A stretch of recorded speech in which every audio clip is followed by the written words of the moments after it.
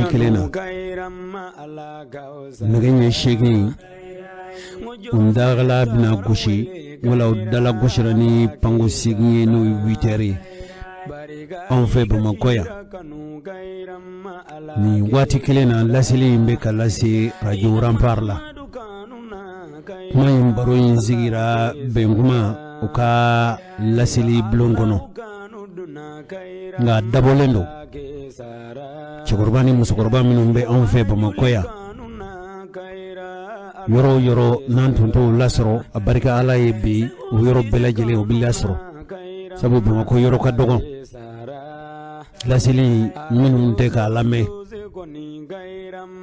radio baramso Benkouma radio woro nyo hakebu bolo mali fantan nanife olu belajele mekani lasi wa radio ban fe Bamakoya olu belajele ubeka lasili nke amba fe ka jeka bara sabu ma jeka bara amba fe to ba fo femi mako platform ode radio tinyo fadenye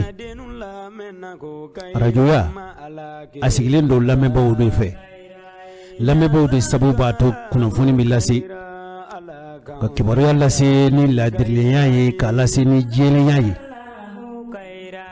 la kambela jele la kansara ni kairai wallahi ne dum aw yi on sense kasro bite aw ay on sense abdullahi ni ali kabli bakelenzani keme kononton ani bi kononton ni woro foka se bima domina nena aw fabije chekorobayi aw kalifanena utabide chekorobayi fatura domi ni wilila Bamako de ka fonye ko juse iterke fatura no isiku blensise ka damno wati foka se bima aminyo mbolo ni ala ka demay wa aw yidimisi minunye aw man foy ke funi aw fa ay baranyuma minunke ay sra jele minumbo aw bu tama de sirafe ala ka mbela jele sra ni kayray anga bidon gibaru no yokto kalot le muga ani sabai adon gibaru asigirani mami ngad demay we anga dabalini feretike bay damele do damele mi no ni demisini tege kuraka je abe makoroba dege noni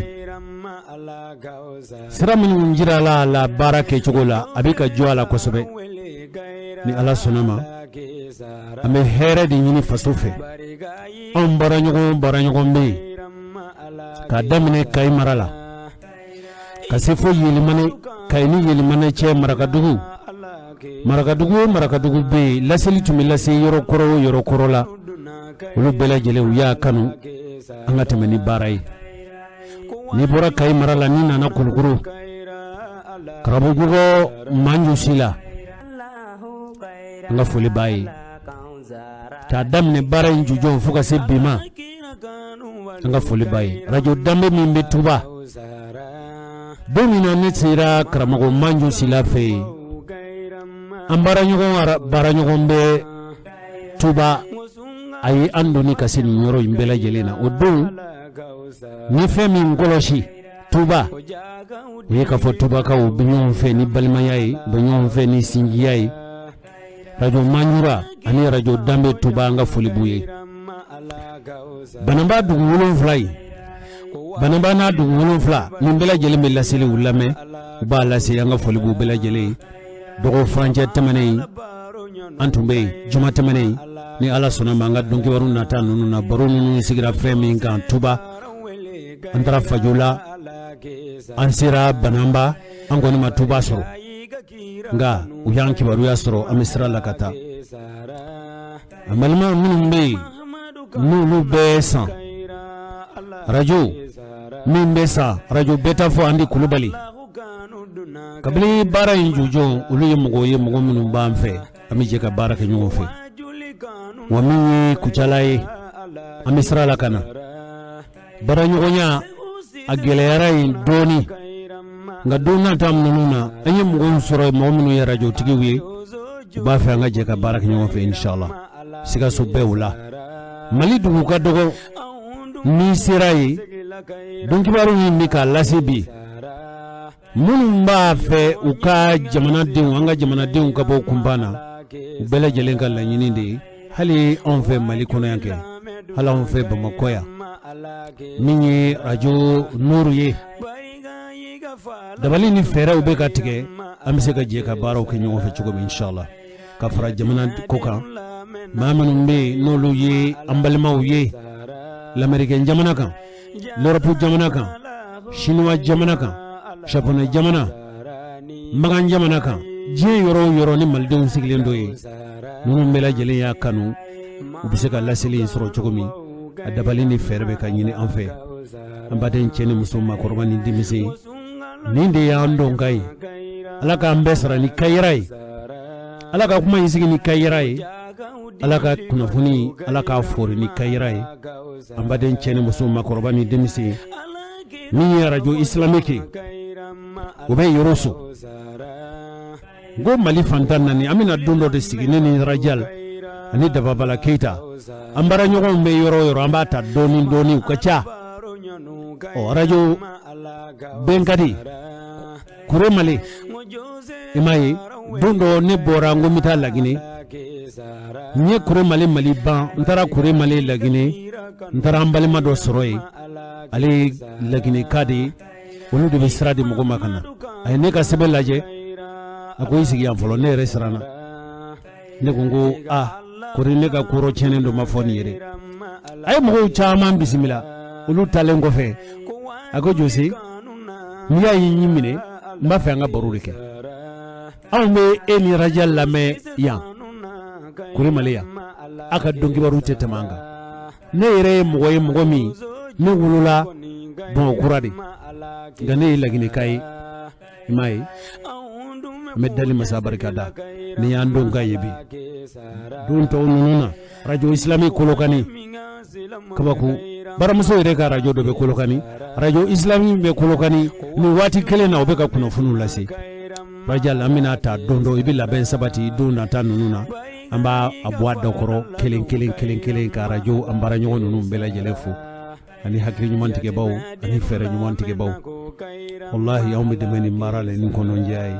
ni ando kay bismillah lahu gaira ala kaunzara ni gaira yi jazakallahu gaira ala kaunzara ni gaira jazakallahu gaira ala kaunzara ni gaira yi jazakallahu gaira jazakallahu khairan ala kaum besarani khairai jazakallahu khairan ala kaum zarani khairai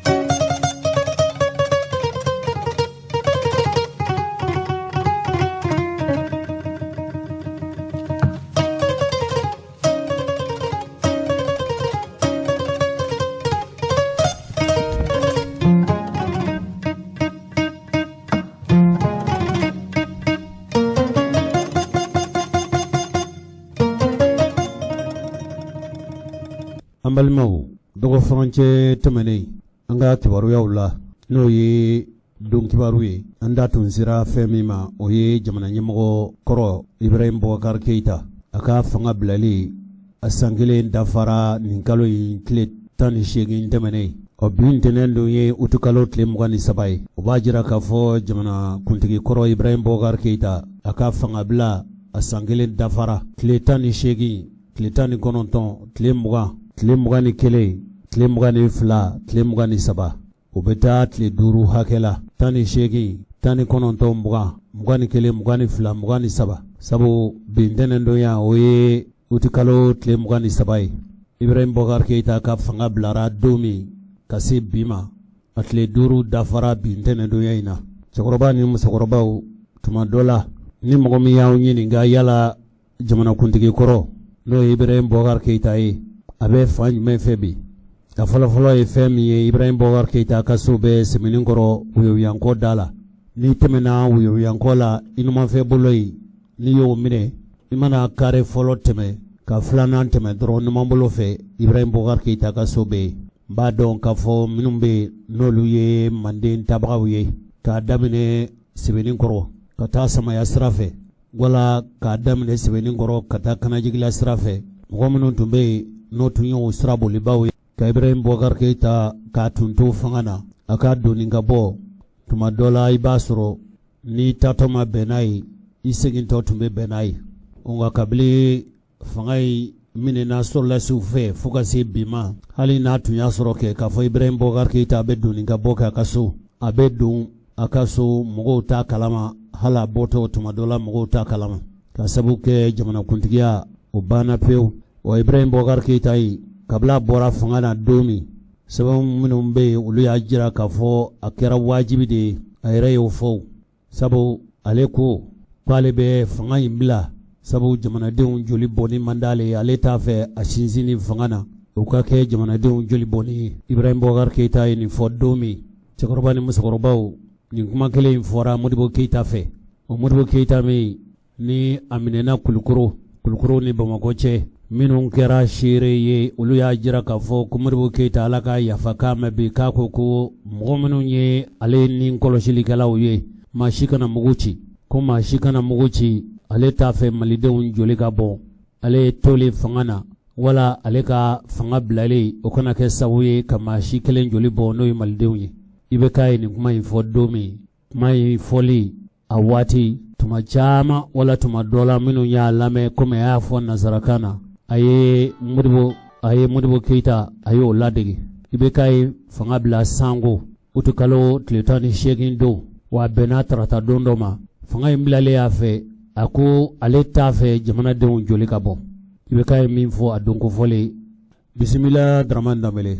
an ka Ibrahim Boubacar Keita ka ɲɛfɔli fɔ a fɔra nazarakan de la don min a ye fanga bila bisimila Dramane Danbɛlɛ. Si aujourd'hui na dunya sɔrɔ bi il a pu na a nana ye wala a nana waleya à certains éléments de nos forces armées k'a fɔ Mali soldasi dɔw de conclure que cela devait se terminer par leur intervention n'olu kɔni limaniyana ni bi don in na k'a fɔ nin ko in tɛ ɲɛ fo olu k'u jeniyɔrɔ ani olu k'u dadon ani u sen don nin ko in na. Ai-je réellement le choix? Yala se wɛrɛ bɛ ne ye wa ne dungo wɛrɛ tɛ a ko la tuguni. M'y soumettre? Ka jɛni a ye ka majigin o la. Car je ne souhaite qu'aucun sang ne soit versé. Sabu ne yɛrɛ tɛ fɛn min fɛ ma fɛn min kanu o ye k'a fɔ joli si kana bɔn o tɛ ne ka laɲini ye. Pour mon maintien aux affaires. Min b'a to o joli bɔn k'a to ne ka sigi wala n ka to fanga na o tɛ ne Ibrahim Boubacar Keita ka laɲini ye.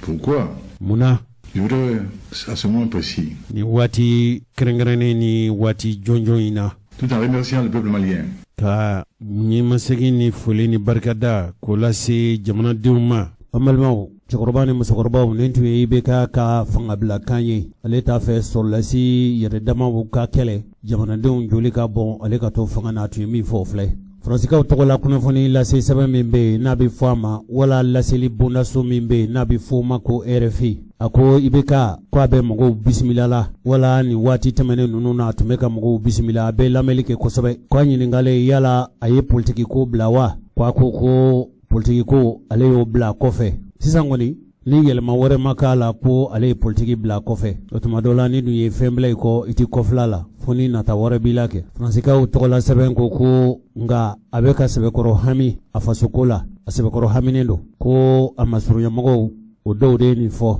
ko yala minnu y'a janfa dun ko a masurunyamɔgɔ dɔ ko jɔn k'a la k'a ko ala n dɛmɛ n teriw u k'a to n bolo ko min kɔni ye juguw ye olu ka ko to ne bolo jamanakuntigi kɔrɔ masurunyamɔgɔ dɔ de ye nin fɔ nin ye nazara kodɔnna dɔw ka kuma ye ko ala n b'a ɲini fɛ n teri minnu bɛ yen n dɛmɛ olu ka to n bolo nka min ye juguw ye olu ka ko to ne yɛrɛ bolo an bɛ don min na i n'a fɔ ko bi ko Ibrahim Boubacar Keita tɛ Bamakɔ yan ko a taara Abu Dhabi nin ye larabu dugu ye a bɛ taara a yɛrɛ furakɛ cogo min nka Ibrahim Boubacar Keita a ka fangasigi baro dɔw tun kɛra an fɛ cɛkɔrɔba ni musokɔrɔbaw anw ka ɲininkali sera ma yala ale Mali feere wa a fɔra ko a ye Mali jamana feere tubabuw ma i bɛ ka waati a ye jaabi min fɔ an t'o lamɛn ka Mali feere Faransi ma ala ne bɛ jamana feere a kuma fɔra dɛ ne jamana feere jɔn ma ne Mali feere a kɛra Faransi a kɛra jamana ne bɛ Mali feere o tɛ ne ye fo bolo wɛrɛ Keita inshallah o tuma cɛkɔrɔba ni musokɔrɔbaw ni nafa sabula Ibrahim Bokar Keita ka fanga in marali la tuma dɔ la a nafa dɔ ye fɛn min ye a ye fanga ta a ma kɛ jolibɔ ye wa a yɛrɛ ka fanga bilali o ma kɛ jolibɔ ye hali n'a karabara k'a bila n'a tun ye IBK diya o don a tun bɛ sira di ni kɔlɔsilikɛlaw ma u ka mugu ci min tun bɛna bɔ o la o fana tun bɛ kɛ a dama kɔlɔlɔ wɛrɛ ye hali mɔgɔ minnu bɛ yen ni olu tun sago tɛ Ibrahim Bokar Keita ka to fanga na olu caman bɛ yen san kelen tɛmɛnen kɔfɛ ne na mɔgɔ dɔ kumana a ko jɔnkala IBK ye fanga in bila cogo min hali ni fanga in ma ɲɛ a bolo fanga in kɔni bilali ma kɛ jolibɔ ye sabu mɔgɔ minnu tun bɛ yen n'o tun ye murutilikɛlaw ye politikimɔgɔw tun b'a la sabu politikima dɔw de farala ɲɔgɔn kan forobamɔgɔ dɔw farala ɲɔgɔn kan hali diinɛ ɲɛmɔgɔ dɔw farala ɲɔgɔn kan ka kulu dilan kolo min n'o ko a ma ko mouvement du 5 juin rassemblement des forces patriotiques fara ɲɔgɔn kan kolo min dilala juin kalo tile 5 ko faso kanubaw olu ka fara ɲɔgɔn kan a bɛ fɔ de ma ko M5 RFP ka bɔ Ibrahim Bokar Keita ka fanga bilali la ka se bi ma yala yuruku foroba nafolo juguyali ŋanamu ni sɔrɔfɛn yala o kɛlɛ bɛ dakun jumɛn na kana ni lakana wala lakana sabatibaliya ni kana sabatibaliya bɛ kiimɛ jumɛn na bi denmisɛnw ka baara sɔrɔbaliya o bɛ kiimɛ jumɛn na yɛlɛma minnu fɔra Mali yɛrɛ kalanko la laɲini minnu tun fɔlen don la n'o kɛlɛba dɔw ye lɔgɔlikaramɔgɔw ye yala o bɛ hakɛ jumɛn na bi san kelen Ibrahim Bokar Keita ka taali kɔfɛ ka bɔ fanga na Mali bɛɛ laminɛ de la yɛlɛma minnu ni olu ko fɔra ka fɔ ni Ibrahim Bokar Keita ye fanga bila o yɛlɛma ninnu bɛ kɛ ko hali bi o yɛlɛma ninnu makɔnɔ de bɛ kɛ ka olu kɔnɔ ɲɛma sɔrɔ foyi la fɔlɔ mɔgɔw yɛrɛw sɔrɔla minnu ɲininkara olu ko Ibrahim Bokar Keita ka fanga bilali fo ka se bi ma olu kɔni bɛ filɛli de la yɛlɛma hakika yala u ɲɛ sɔrɔla wa nka ko yɛlɛma ye dɔw ko olu ma yɛlɛma ye u ɲɛ na yala furancɛ fanga maa minnu sigira yala olu sera ka kow labɛn wa yala olu sera ka hakili sigi kuma ani yɛlɛma minnu bɛ yen n'o yɛlɛma ninnu o dɔ ye surɔfɛn yuruku foroba nafolo juguya kɛlɛ yala fɛn jirala malidenw na minnu b'a jira k'a fɔ kɛlɛ o bolodara wa yala minnu bɛ yen n'o kɔnɔguwan tun bɛ jamanadenw na n'o de ye lakana sabatibaliya yala dɔ bɛ ka ɲɛ sɔrɔ olu la wa yala Mali kalanko min n'o kɛlɛbaw olu ma bolo jigin fo Ibrahim Bokar Keita bɔra fanga na yala Mali kalanko ɲɛ bɛ ka sɔrɔ a la wa hali n'a y'a sɔrɔ mɔgɔw sɔrɔla kɛ mɔgɔ minnu ko tuma dɔ la a kow bɛ sen na nka fo ka se nin waati ma jigilatigɛ fanga ka bon kosɛbɛ fanga in firila a fɔra k'a fɔ min y'a ɲɛmɔgɔ ye o ye Asimi Goita ye kolonɛli ye a si bɛ san 30 ni san 7 la ale de ye i yɛrɛ kanbɔ k'a fɔ sɔrɔlasi minnu ye fanga in paro n'o ye Conseil national pour le salut du peuple faso kɔrɔsigi kolo min sigilen don jamana tanga ni jamana kisi o walew sabatili la ne a bɛɛ ye sɔrɔlasiw ye o sɔrɔlasi ninnu u ye lajɛ dɔ kɛ u b'a fɔ min ma ko concertation nationale o de ye ka jamanadenw fara ɲɔgɔn kan kɛnɛ kelen kan ka kumaw bin ka bɛn taabolo ni tasira dɔw la u ye tile damadama k'o la an fɛ Mali kɔnɔ yan o tile damadama o faso densigi kuma ninnu forila kalo damadama u sɔrɔla ka jamana marakulu n'o ye gouvernement ye n'o ye furancɛ fanga marakulu ye o sigira o ɲɛmɔgɔ o tun ye bandaw ale ye sɔrɔlasi dɔ ye sɔrɔlasi kɔrɔ dɔw ani jamana marabulon dɔ tun sugandira n'o tun ye jamanaden gansan dɔ ye o ye Moktar Wani nka kalo damadamaw kɔfɛ kalo tɛmɛnen ni cɛ fila bɔna sɔrɔlasi kelenw fɛ ko sabu ko jamana marakulu kura dɔ sigira n'o ye gouvernement kura ye a ma taa olu jimi sira fɛ a ma kɛ olu fɛla ye ne hakili la Dramane Danbele ni ma fili Asimi Goita yɛrɛ olu ye mɔgɔw wele waati min ka jira k'a fɔ ko nin cɛ fila bɔlen fanga na n'a tun ma kɛ o kɛcogo la ko sɔrɔlasiw yɛrɛ dama u tun bɛna kari ɲɔgɔn na bisimila Dramane Danbele a lajɛ Asimi ye Moktar Wani ani bandaw a ye ninnu bɔ jamanakuntigiya la don min a ye dantigɛli kɛ o dantigɛli in kɛra bamanankan na k'a kɛra kuluba hakilila jigin kumaw don bisimila an y'aw wele aw nana an lamɛn o ye bonya ye an ma ka bonya na sɛgɛn ma o tɛmɛnen kɔ k'aw fo fana a ka fasoden ɲuman la k'a jɔyɔrɔ jamana in kɔnɔ o dugulen tɛ mɔgɔ si la ko foli bila la ka yina fa hali bi aga ajija barala kuma to albi malion itimi do nyona malion be gelam bi am janyo fe ko gelabli ga boy kuma ko siga layni munte anga senima ora to antum nasrata ma fe parce que amodo nasra rodo ma avec ninkuri soit inni mutola ou soit mora ni mutola donc gela seluma akunte nya kudo ka ke nunu tali no président transition koro ya ni premier ministre koro o jamana kan nafa kumbola parce que nulu kumata jamana do nyingbe bon ko nyimena parce que ni ay ministre flamun borala ni gardo do olu mo ni ay transition sigira 18 août là olu ne be ambe de jeraka 18 août ke nyoma fe pour que transition sera si donc fanga nyongri la de la bardo temu do risque bardo et ni risque ta fuka tiga jenantika ba risque bisu na fra ko olu mo flamun risque ta ko denu muso ka vivre en danger ka ko na olu bologo ni kola o kuna ni kololo bay parce que olu mo flabe bo garde national là donc c'est un aspect qui compose les armes d'État, toutes les corporations, belle fragnon, on a ça fanga nyongri. Bon, ni nakina doke bolo ko fa ko la, abuna ni siga mo nyonche, abuna fo do janfan, Allah na ke mugu chiri. Donc mugu chiri uru maka jamana imbelen, fra fo kuntala. O ko mun ya to ayini walenke, parce que anya korodon, anya fo président, amba korode e kata, o kaso buna do nyinga bon. Ama ke war kama, ama ke joro ko kelete, mais anya ke jamana ga basiri kama. Que mo ni la kanani kama parce que joli bon jamana mo ko tlabi to pour ka fana ka foko akna wada banagna wada tana angagna mona dro jamana ka basigi jamana ka la kanani ani mu ba to transition mana ban am sera élection jeli ou na président sigi président ba to ante sera encore blé président ba to ni gela mu jamana ko parce que mo ko fana bala doni parce que ko kamba nyamo ko to ne fle to ni mo ko ma sera ka chala fe ikomogo wenya nyomogo manya komogo alni nyandi ga dio chambe tien parce que bayi nyomogo atnya tata kono donc ka ke on be ka sala janyo fe pour que transition mana ba ma seka président nyama soro président ba to jamana inte seka ko ble mo ko fana barate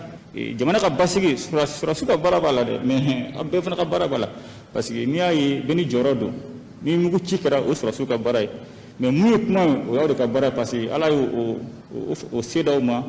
o barka do ka kuma na mumma to na kuma na mo fe bala me jama o de fana boko do ne ka jama bo jamana re kono fana to bi de donc na o pat fira ko la ka chala fe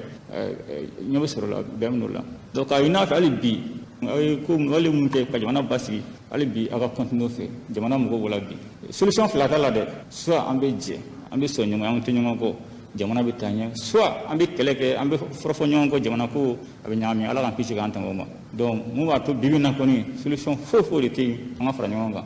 ka fo ni jobala ni jotala am ko to labbi biango mun am backup son jamana en katanye ni erreur mun kra ko erreur projet ni akla ma mun fe ko barako ka donc ore bisa ambo ni jenge mon parce jamana anga jamana man projet bi anklen tata blene donc ko sama bi jamana ko fe da tenya fu mole ne ka be ni mole ma be mo rewu so nga jamana na ala kan pichi kan tagoma do timana ko mi fa information wara do ma gelen watina to gado no fa ko context ani ko mu kera ka teme ni ay fangan ibiga fangan nyongrela parce que mangani kera no yi mumma m5 rek nulu ma jogoro do ni ulaje bi mo ko su be bula imana ko chifu meta be bala dine mo ko bala politicien bala sénégalais bala be bala surtout si be bala donc ay maintenant aya nganya ni katla aka deme no fe mu ma to amsa premier ministre poste ta do uluma donc ko o nyino fe aka andemo barakon na asaka aka yamara ko dambo yamara nyino fe ko deme nyino fe o premier ministre muna nomi ki do non natala alebe consultation ni be dine mo syndicaliste société civile parti politique pour que saka benga gouvernement sigi singa gouvernement nani bebi rasra kono mumba to am saka transition to la ba transition to ma chablin a chalemba kalo sigi ngalo bla bana ka ba donc am mu ni ofe ka dili ka fa ga jamana de nga jamana bana pasi de nga jamana in bilan beni jorodo albi uruk me fa fana ka ofo na te fole mona ka ini alaka jamana demen alaka jamana basi alaka jamana do la kana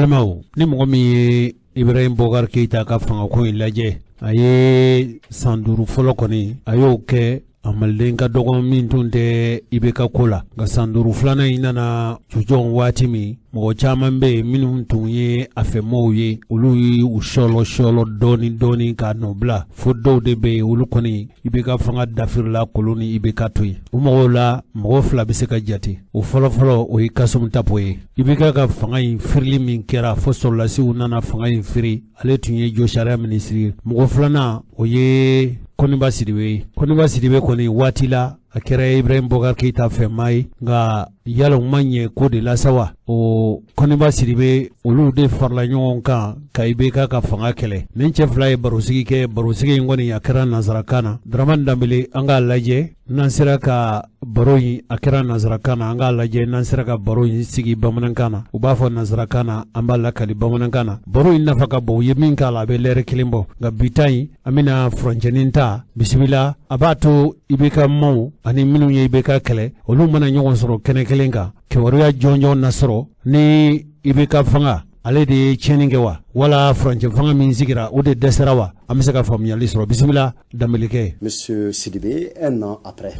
le départ de IBK, qu'est-ce que nous pouvons retenir? Balimakɛ Koniba Sidibe san kelen Ibrahim Boubacar Keïta bɔlen fanga na yala maa bɛ se ka mun fɔ fɛn jumɛn bɛ se ka to mɔgɔw hakili la?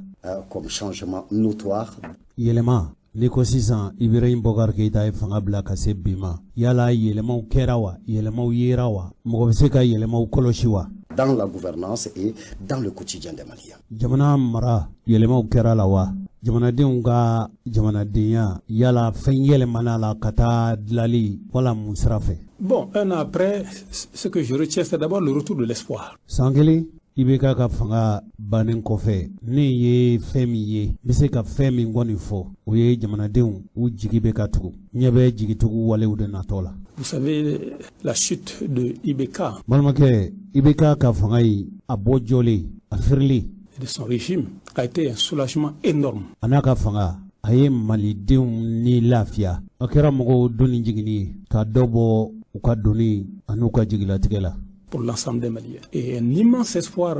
en a résulté. Ka bɔ jamanadenw bɛɛ lajɛlen yɔrɔ jigisigi wala jigi wariw o kɛra jɔfɛn ye. Cet espoir malheureusement a failli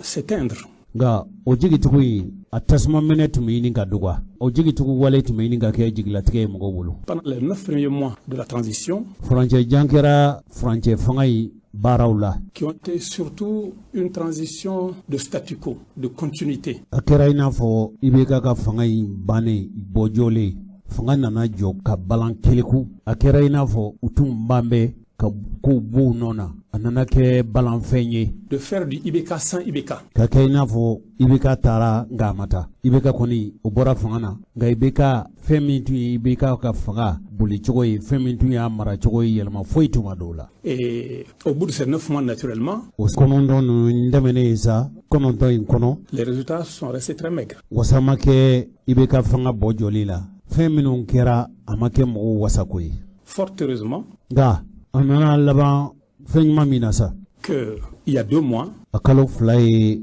bi ye. Les 2 acteurs majeurs du changement. Minnu bɛ yen n'olu kɛra yɛlɛma in kɛbagaw ye u kulu 2 bɛɛ lajɛlen. Se sont mis d'accord pour prendre les choses en main. U jɛna ka kɔrɔlen bɛɛ lajɛlen bila k'u bolo di ɲɔgɔn ma k'a lajɛ u bɛ se ka kow yɛlɛma cogo min. Cela a abouti à la nomination du président Choguel Kokala Maïga comme premier ministre. N'o nana wolo Choguel Kokala Maïga sugandilen ka kɛ jamana marabolo ɲɛmɔgɔ ye. Qui a constitué donc un gouvernement. O kɔfɛ u nana jamana marabolo kura sigi n'o ye gouvernement kura ye. Et donc depuis 2 mois ce que je peux dire. Sisan o kɛra waati min fo ka se nin furancɛ ma kalo 2 in kɔnɔ ne kɔni bɛ se ne kɔni ba Sidibe bɛ se ka min fɔ. C'est que la gouvernance du pays a pris une nouvelle direction. Jamana maracogo a ye kuntilenna kura ta a ye taasira kura ta jamana mara kɔni a kɛcogo. L'abandon du statu quo, de l'immobilisme, de faire du IBK sans IBK. Jamana tun bɛ balan min na ka kow jɔ keleku IBK taara a ma taa sabu mara cogo jugu min tun bɛ IBK fanga na u mara cogo jugu ninnu minnu n'o tun bɛ sen na fo ka na se Choguel Kokala Maïga ma. Pour une gouvernance vertueuse. Ka jama mara kɛ ni jogo ɲumanya ye ka mara kɛ ni ladirileya ye ka mara kɛ ni tilennenya ye ka ka mara kɛ cogo ɲuman k'o waleya. Avec comme objectif au bout améliorer la situation sécuritaire. N'o laɲini fɔlɔ ye fɛn min ye jamana bɛ balan min na n'o ye kana ani lakana sabatili baliya ye o kɔnɔguwan n'o haminako wa n'o kɔlɔlɔ min tun bɛ jamanadenw dala o kɔnɔguwan min tun b'o dala k'o kɔnɔguwan in k'o wuli ka bɔ yen. Le quotidien des Maliens, leurs conditions de vie. Ani diɲɛ dongo don degunjugu malidenw ka kɔlɔlɔw u ka gɛlɛyaw. Ensuite et surtout, ani fana wa kɛrɛnkɛrɛnnen yana mener des réformes, de grandes réformes, prendre des mesures qui sont de nature à nous permettre de refonder notre État. yɛlɛma minnu ni jamana mago tun bɛ wolo la dabali ni fɛɛrɛ kura minnu kan ka tigɛ faso fɛ min b'a to faso bɛ kuntilenna kura ta ka yɛlɛma yɛrɛ don Mali yɛrɛ jɔcogo ani Mali baara cogo la Mali kolatigɛlaw fɛ. Poser les bases de cette refondation. O Mali tutigɛli kura ka Mali ka jɔsenkuraw kɛ a la min b'a to jamana bɛ se ka kɛ jamanadenw sago ye cogo min. Dans cette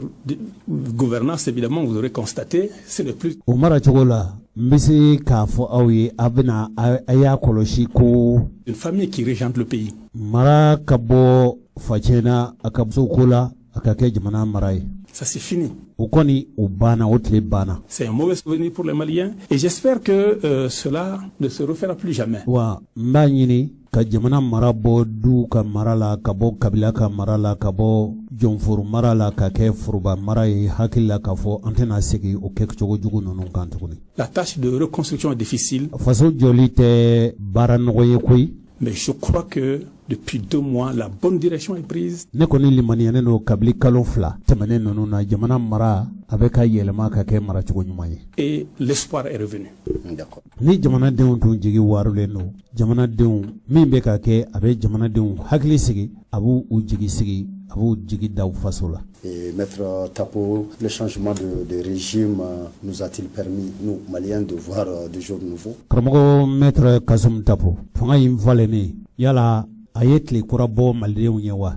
Bien meilleur. Si ça a posé la question aux Maliens. Malidenw ye wa? Ah, ne hakili la i kan k'o ɲininkali kɛ malidenw de la. Moi, je lisais ce matin la presse. Sɔgɔmada in na dɔrɔn ne tun bɛ ka fasirili lase sɛbɛn dɔw kalan. Et je crois que Kounouba a lu comme moi. Hakili la k'a fɔ Koniba yɛrɛ ye o kunnafoni lase sɛbɛnw kalan i n'a fɔ ne y'o kalan cogo min. Si on interroge les Maliens, n'an ye malidenw ɲininka bi kɔni.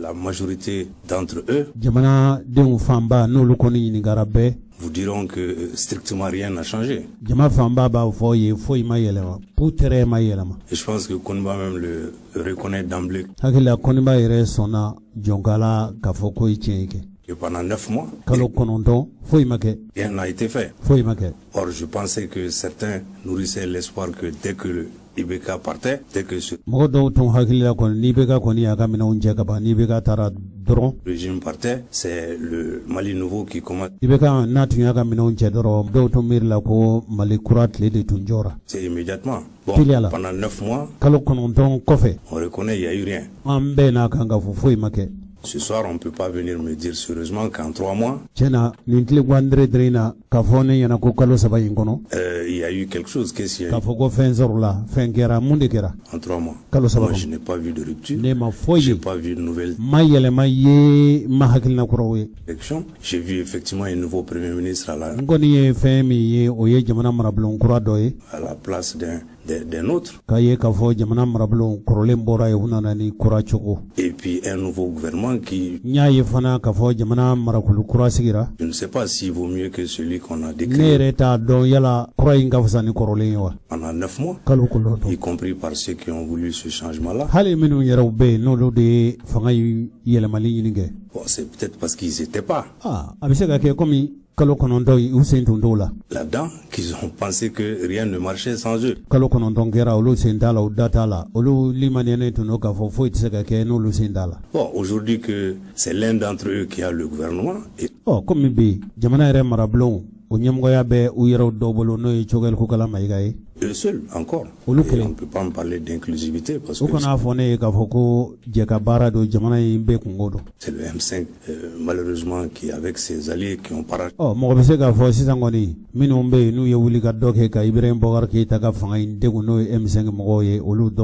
Tu veux, comme ils disent, la lutte du peuple. Ils sont au pouvoir. Qu'est-ce qui a changé? Le Premier ministre, les premiers jours, il est venu, il nous a dit que, je l'ai entendu dire que la sécurité est garantie sur la...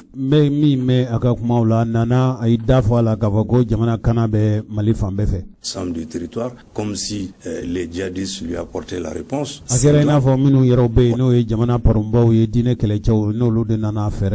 On a massacré 51 personnes. Dans 3 villages à Songo, il y a quelques jours.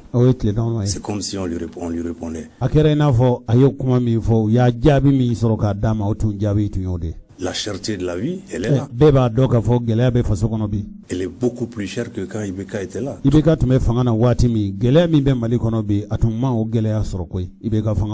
monde se plaint. Je ne sais pas si mon ami Konima connaît le panier de la ménagère.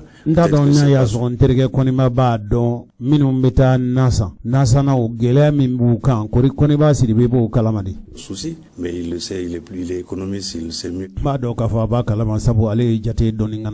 que moi, que les Maliens sont dans la pauvreté, dans le...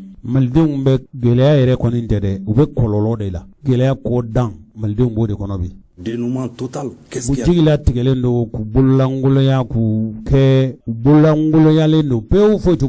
Changer.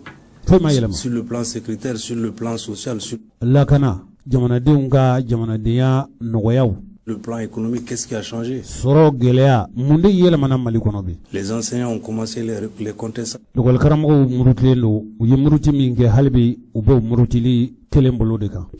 L'article 19 qui était, 39, on avait chargé le Premier ministre Bou. Article 39 ni logol karamo ko yuka hake ni atun fora tumamina bubu sisebe jamana marablo nyemoyala. Si c'est de tous les mots de ka foye akama nguya na kala goshili sabutu article 39. Les péchés d'Israël. Aujourd'hui, le débat, on est au même point.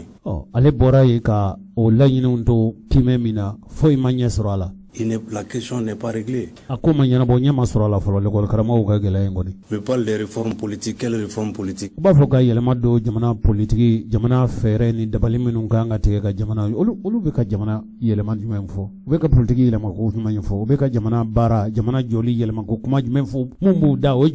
Il y a eu quoi? L'atelier qu'on a fait pour l'organe unique des élections. Nous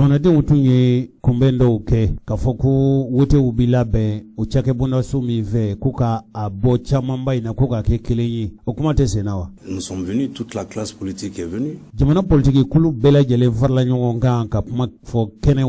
Pour dire ce qu'est la réalité et ce que la réalité va démontrer. Et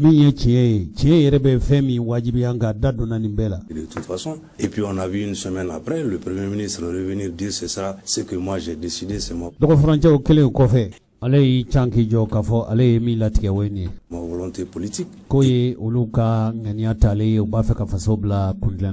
Il a dit et avec un ton martial. Il a fait un meeting du M5 pratiquement après une réunion de ensemble de la classe politique avec son ministre de l'administration.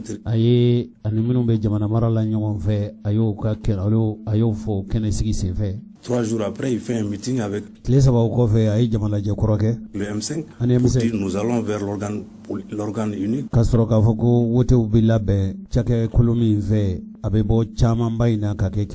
Décider ainsi. Qu'est-ce qui a changé? Moi,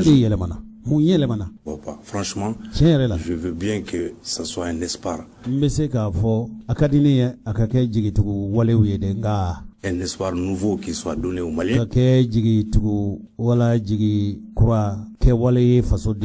Mais concrètement, je ne vois pas sur quelle base nda dɔn k'a fɔ o yɛlɛma n'o jigitugu wale min bɛ fɔ a bɛ na cogo jumɛn na a bɛ kɛ cogo jumɛn na ne kɔni Kasum Tapo ɲɛ t'a la. Si c'était une famille qui nous gouvernait. N'a tun y'a sɔrɔ k'a fɔ jamana tun bɛ mara gwa dɔw fɛ i n'a fɔ min bɛ fɔ k'a fɔ IBK n'a ka du. Je crois que Koniba était dans la famille. Ne hakili la k'a fɔ n'o kun kɛra somɔgɔ ko ye Koniba yɛrɛ y'o somɔgɔ dɔ ye. Dans ce cas, moi j'y étais. Ne yɛrɛ fana tun ye du mɔgɔ dɔ ye kɛ. Ne renie pas, mais Koniba y était aussi. Koniba fana tun ye o du kabila dɔ ye dɛ. IBK ka du maa dɔ tun don. Asuma dɔ tun don. A ka du den dɔ kɔni tun don. Donc je pense qu'il faut qu'on quitte ces ne kɔni ɲɛ bɛ min na an ka bɔ nin dakun ninnu kɔnɔ. Ce genre de considération et de... An ka ni kuma caman ninnu bɛɛ dabila ni jalakili ninnu an ka ninnu bɔjɔ. Réflexion, qu'on soit vraiment auprès des réalités du Mali. An ka Mali tiɲɛ bɛ dakun min kan an ka dakun an ka tiɲɛ an ka kow ta o tiɲɛ dakun kɔnɔ. Des réalités du pays. Jamana tiɲɛ jamana lahalaya bɛ yɔrɔ min an ka o lajɛ. Le pays est dans une situation extrêmement grave. Jamana bɛ lahalaya gwɛlɛnw de la. Et je pense que Koniba en a conscience comme moi. N b'a dɔn k'a fɔ Koniba yɛrɛ limaniyani don o la i n'a fɔ ne yɛrɛ limaniyani don cogo min. C'est pas par des mots qu'on va sortir. Kuma mugu gansan in k'a fɔ jamana bɛ a yɛrɛ bɔ kuma mugu gansan na wa ye dɛ. De ça. C'est pas par des incantations, des suya foyi tɛ yen ko bɛ se ka Mali to Mali b'a yɛrɛ sɔrɔ. autosatisfaction. K'i wasa n'i yɛrɛ k'i disi gosi o tɛ Mali bɔ gɛlɛya in na dɛ. Là-bas, c'est de l'espoir, non. Aucun non espoir. o tɛ malidenw ka jigi seginw ma fiyewu. Je ne vois personnellement. Ne kɔni yɛrɛbakun. Je pense que nous sommes des milliers, des millions de Maliens. Ne limaniyani don k'a fɔ maliden ba yiri ka caman de bɛ yen bi. À penser que aujourd'hui. Minnu limaniyani don k'a fɔ an bɛ don min na i n'a fɔ ko bi. L'espoir ne pointe pas à l'horizon. Jigisugu wale foyi tɛ min bɛ ka bɔ an ɲɛ kana. C'est mon sentiment, c'est mes constats. Ne limaniyani don n'a ye wa ne ka hakilinaw de ye nin ye. Monsieur Sidibé. Oui. Koniba Sidibé. Espoir nouveau, peut-on jigisugu wale kuraw yala o. dire Je voudrais réagir. Ne o bɛ n b'a fɛ ka jaabi di Kasum Tapo ka kuma ninnu na. Un peu à tout ce qui a été dit. Fɛn o fɛn fɔra a fɛ kɛ. Je pense qu'il y a beaucoup de thèmes qui ont été abordés qui devraient suivre dans les autres thèmes. Maintenant, monsieur. Ne an tun ɲininkaliw la tuma dɔ la baro in na an tun da tun bɛ na se wala an da tun kan ka se a bɛɛ ma. Tapo. Il y a le très fort. Je suis d'accord avec. Kɔnɔna don wa limaniyani don k'a fɔ. Oui, qu'effectivement, il n'y a pas eu grand-chose pendant les 9 premiers mois. Et ça, c'est la responsabilité de qui? N b'a fɛ De k'a ceux qui ɲininka o. ont tout fait. N b'a fɛ k'a ɲininka o ni fɛn minnu ni jamana bɛ coronnen don a kɔnɔ jɔnni y'an s'a ma jɔnni y'a tiɲɛnikɛbaa ye. Pour que les militaires ne travaillent pas avec les MC. Munna sɔrɔdasiw tɛ baara kɛ ni jamanaden tɔw ye. C'est-à-dire le camp IBK. Ils sont min ye IBK ka kabila mɔgɔw ye. complices de cette situation. Ils ont rasé les murs à Kati tous les soirs pour présenter le M5 RFP et ses dirigeants comme la paix. Fanga yi minɛlen sɔrɔdasiw fɛ waati min olu de ye M5 RFP mangoya ka mangutu tiɲɛ k'a lagosi. Et le résultat est là 9 mois. O jaabi sɔrɔla kalo 9 kɔfɛ. Durant l'immobilisme, le statu quo. O kalo 9 in jamana jɔlen don kelew an tɛ taa kɔ an tɛ taa ɲɛ. Du IBK sans IBK. Ka IBK a kɛra i n'a fɔ IBK bɔra yen nka IBK jogo a n'a ka jamana maracogo juguw tun bɛ yen. Personne n'était inquiété. Maa si tun haminen tɛ. Ces mauvaises pratiques de gestion passée. Jamana maracogo jugu a kɛli tun bɛ sen na maa si tun tɛ hamina. Donc tout le monde adorait ça. Bɛɛ y'o ye o. Mais encore une fois, c'est conduire le pays à la catastrophe. N bɛ segin a kan nin de ye jamana in dafiri. Les mots dont Maître vient de parler, le coût de la vie, parlons-en. Maître ye da don kuma min na sisan kɛ. Le coût de la vie. Est-ce que Maître a oublié que c'est l'une des raisons pour lesquelles le peuple est sorti pour jeter? Jamana bɛ gɛlɛya la, jamana bɛ gɛlɛya la. A b'o fɔ sisan. Yala Maître bɛ ɲinɛ k'a fɔ o gɛlɛya kelen de ye jamanadenw bɔ ka bɔlɔ minɛ wa? IBK dehors. Oui, donc c'est pour dire que de ce point de vue, la responsabilité première, encore une fois, c'est le lourd héritage laissé par IBK. Ibrahim Bokar Keita ye jamana in se kɔlɔlɔ minnu ma. O kɔlɔlɔw de nana wolo nin ko la tan. O kɔlɔlɔ kelenw de bɛ sen na. Et les 9 mois d'immobilisme qui ont suivi. Kalo 9 minnu na IBK ka fanga bɔra kɔnɔ ja IBK tun ka fanga ma taa jogow n'a walew n'a janfaw ni a bɛnbɛnbɛnw tun bɛ sen na. Tout ce que tu as dit à ce sujet-là. Maître Tapo, e ye fɛn o fɛn fɔ o ko kan. La paix sociale, oui. Tu reconnaîtras qu'il y a eu des progrès. La grève illimitée a été évitée. Le climat social a été apaisé. Gɛlɛya min tun bɛ danabaliya ni bɛnbaliya min tun b'u ni ɲɔgɔn cɛ o bɛnbaliya dɔ bɔr'o la. Largement. Le front social aujourd'hui est beaucoup plus paisible qu'avant. Mais encore une fois, qu'est-ce qui rend difficile l'apaisement du front social? C'est encore une fois l'héritage de IBK. Hali jamana bɛ wɔyɔ minnu na bi jɔnni y'a se a ma ju jɔna kabili IBK fo ka se bi ma. Parce que vous savez, la gestion des conflits sociaux. Jamanadenw yɛrɛ dama ni ɲɔgɔn cɛ wɔyɔ. Comme ils s'y sont pris, ils ont adopté la politique de la terre brûlée. Il y a d'ailleurs un célèbre avocat comme lui qui a...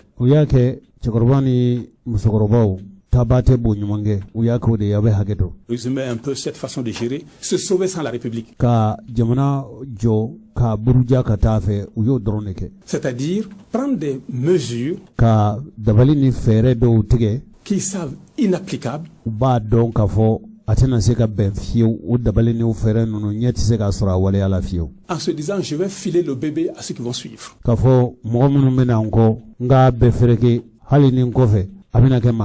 L'article 39, c'est vous. C'est vous qui l'avez pris. Vous ne l'avez pas appliqué. Et quand je prends tous les autres points au jour de difficulté, tout ça c'est IBK, le lourd. Les jeunes colonels qui ont dirigé la transition sur les 9 premiers mois ne s'étaient pas rendu compte de la gravité de la situation.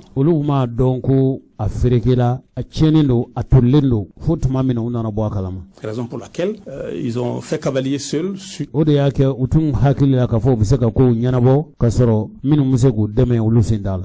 Évidemment, le conseil averti du camp d'IBK.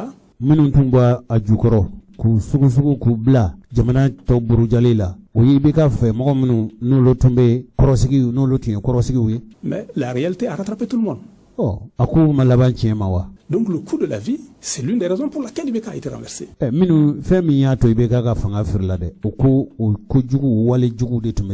Donc ne me dites pas que aujourd'hui cela est dû à une gouvernance particulière. Du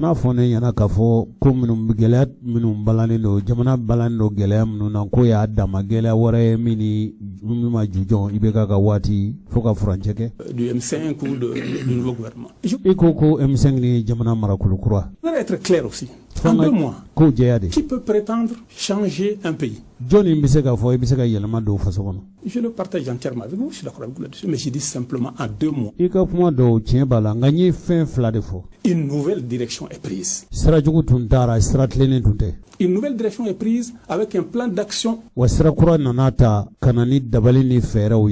audacieux de refondation du pays. Il nous reste maintenant l'engagement, la fidélité à ce programme dans son une application réussie. Cela impactera nécessairement sur la vie des Maliens. Je suis convaincu. Je reste toujours avec vous, Monsieur Sidibé. Alors, espoir nouveau. En 2 mois, on ne peut pas évaluer, mais en 9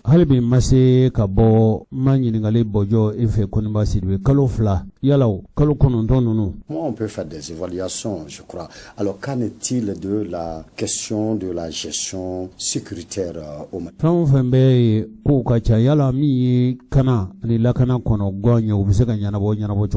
Sous le magistère des militaires. Est-ce que nous pouvons dire aujourd'hui qu'après le départ des BK, sur le plan sécuritaire, bien nous soufflons mieux? Sur le plan sécuritaire, le constat est évident aussi. Encore une fois, quel que soit le temps que vous allez prendre, on aboutira au même résultat. 9 mois d'immobilisme, 9 mois de IBK sans IBK. Kalo kononton min demena sorlasiw ye fanga minɛli min kɛ a kɛra i n'a fɔ IBK taara IBK mata sabu mara ko jugu minnu tun bɛ IBK bɔli min kɛra ka fanga dabila waati ye kalo kononton in tilala ka kɛ o wale kelen de la. La situation sécuritaire, il est difficile de constater des progrès visibles. K'a fɔ ko o furancɛ kɔnɔ ko maa bɛ se ka jaabili sɔrɔ fɛn na fɛn min b'a yira panparan k'a fɔ ko kow ɲɛna wa yɔrɔnin kelen tɛ. Et durable et palpable. K'a fɔ ko mɔgɔ bɛ se ka i bolo da kisɛ kan k'a ye k'a fɔ ni yɛlɛma kɛra wa. Naturellement, certains voudront il y a moins d'attaques. Dɔw b'a f'i ye k'a fɔ bingani walew o bɛ ka sen sumaya. Je pense que quand vous discutez avec les gens qui vivent dans les régions concernées, ni mɔgɔ ma taara ni gɛlɛya bɛ maa minnu kan u ka sigida la ni mɔgɔ min taara ni n'u kumana bɛɛ. La situation sécuritaire reste préoccupante. Hali bi u bɛ hami n'u ka kana n'u ka lakana ye u sigiyɔrɔ la hali bi. Tout ce que nous savons, c'est les efforts faits par le ministère de la Défense et le pays de manière générale. Mali soldatio ka nyamgoya bondaso mi zigira lakana na ma koni ba do ka fo be chesirla. En matière de renforcement des capacités, qui avait été débuté sous IBK mais exécuté de manière catastrophique. Avec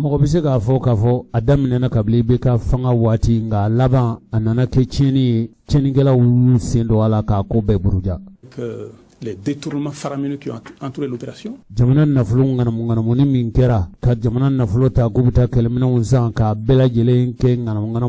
Il semblerait que cette montée en puissance de notre outil de défense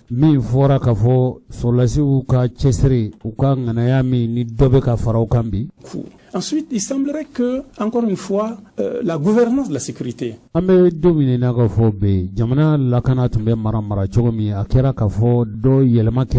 savez, la gouvernance de la sécurité est l'une des clés de la remise de notre outil de défense en capacité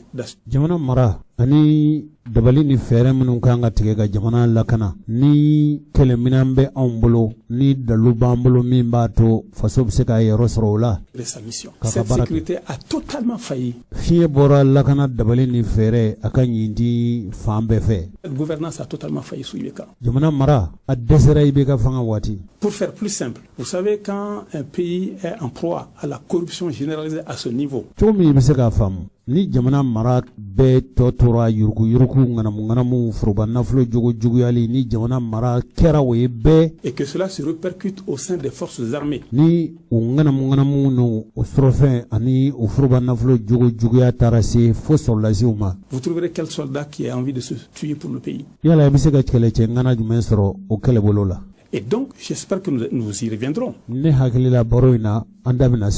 ce point de vue, les progrès importants restent à faire à ce niveau. Ce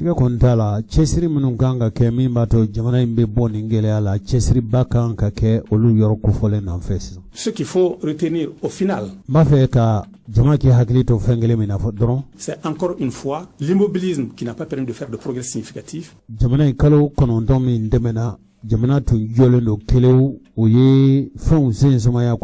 Mais que le programme aujourd'hui, le plan d'action du gouvernement de transition dirigé par le Premier ministre Shogel Kokala Maïga, contient des éléments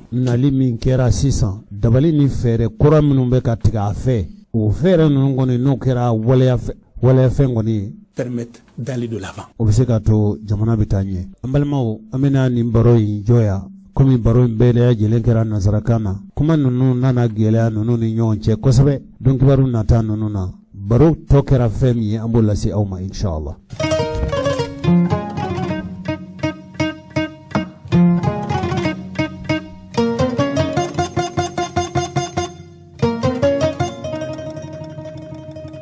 Dawa bala naam na kila ka fo yeni chef la ka baro me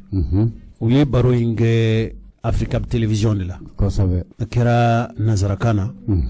Angoni ye baro injujon. Amba feka baro imbela kali doni bamanangana kana. Nga ninche flam nu wele la Africa blo mo fe. Ni mami ye nyiniga. Yala ninche flam nu sigira kene kelenga. Ne konenga famiala. Fokasi Ibrahim Bokar Keita ka fanga binima Kasum Tapo ale ibeka femai sabu hali gouvernement labami jamana marablo labami sigi sugandira ni docteur Boubou Cissé tunye au premier ministre yala otuma ministre woro doro de sugandia woro de tun sugandia woro ina Kasum Tapo tumbala ale tunte joshara ministre de la justice o koniba fanate mo dole nga nema fili koniba la ko dona de ka fo jate nya dona ngana do en economist ala jate ni nafulo jate dona ngana do nafulo yere nyini dabali ani nafulo jate dabali o kodomba la kosowe nga aforanye ka fo chegbelendo koniya ye ka fala ani beka wati dola kwatundu na ibeka ka gouvernement nga masekanya ale yi semboala wa maminu be ni benkera ka faso kono ka fo la dregudo ma fongo Kasim tapote la drere nga maminu dona ka fo u karoka gele utedo namarala utedo makanga na mungana muna ko koni ba siribe bola iye ni chefla ka barola me hali na mase baro gele ayroma mo bisika mun fo ni chefla nununka bon ndose gali ngali jarani mat Kasim tapo ne folike la voix de Baramuso auditeur Beladjele. On a radio synchronisé Baramuso là. Au radio Kacha Jamanin Kono. Ni émission beka teme Bamako mais radio Chamambe région de Sergoula. Ani malle monde diaspora là. Ul beka émission me. La folie bo Beladjele. Yani nganda don barena. Anga la sibido sanfa ankumana katinina koka. Aga kan parce que au coffre ma chamani newele a daba balani ni dossier ka barola mais akumana kartina ka kila chamambe ankan vraiment wi ga numéro di radio la wi ka ngunya fanyana aga kan o ko finance gira min kera yani anga sigitubuni nga so doka mina ko mani mat tapuga barola kala ndo be segu abe barake izin dolay min be magorni glan mais Mauritanie mana comme dunia bala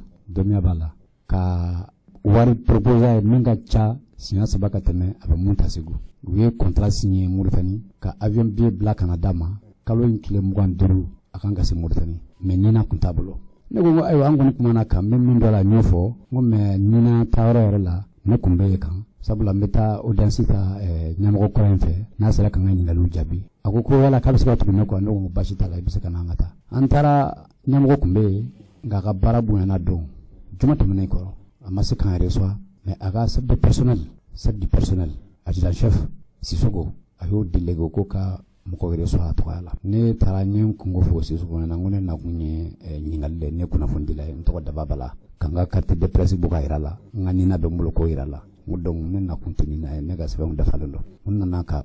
ardebuta gilam me melon kan detre ga se ka dadola ka angani ngalu jabi munna kunyoye ayanga nimero ta uron kelembe ka jiginga ta directeur fe ka ta fa na ko na sudo ba ko na bse ka aga keso njabi nana ko nyale fana ka service c'est un service rattaché a glondo ministère de l'administration territoriale la moko de ale blay abe ya mora nyini ulu fe aga nyamgo fe musona ka kuma polonta la nga telephone numéro be abe wele ambe sigi ka paroke ko hala on botoye ko lengi tuni ka be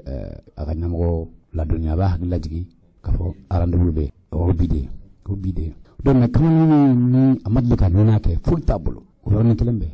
uya aka enrôlement ke ka bulgonon taw be jata abena juma wati ma ka ngata juma seli antara juma seli sana fi bon ko fe uya ka carte individuel tiré kadama wala billahi akayla kuma sanne to mo parce que ni kunte ale kunte se a visa sabadje ani allemand ba fe katanaye Pays-Bas Hollande ul fana mo bala sabla don kelo de petini ngolo don kelo de babolo production alimentaire la absola ko ju montani tarana ye ay contrat min signé kalo minongi la bota mo fani ma ko abse ko usine chamane dale malla ali agi tamna ka bo mali problème ye usine ko di ni usine kelen dale ya abse ka baradi dem sen chamane ma ni ko ma kata aka sangalen ka mortan folo na tra sangalen ka ya don famia na sigina kana anga mun ka mulke mais o don kelembe yaga ol manke kaga fese ni del boka dama atra passeport taro passeport VIP ta klegelen wa muga sara yaga passeport boka dama o don kelembe ko don neske na kana kongo fulla se Baramuso ni akara zo partenaire Beladjele ma parce que Baramuso le sababu ato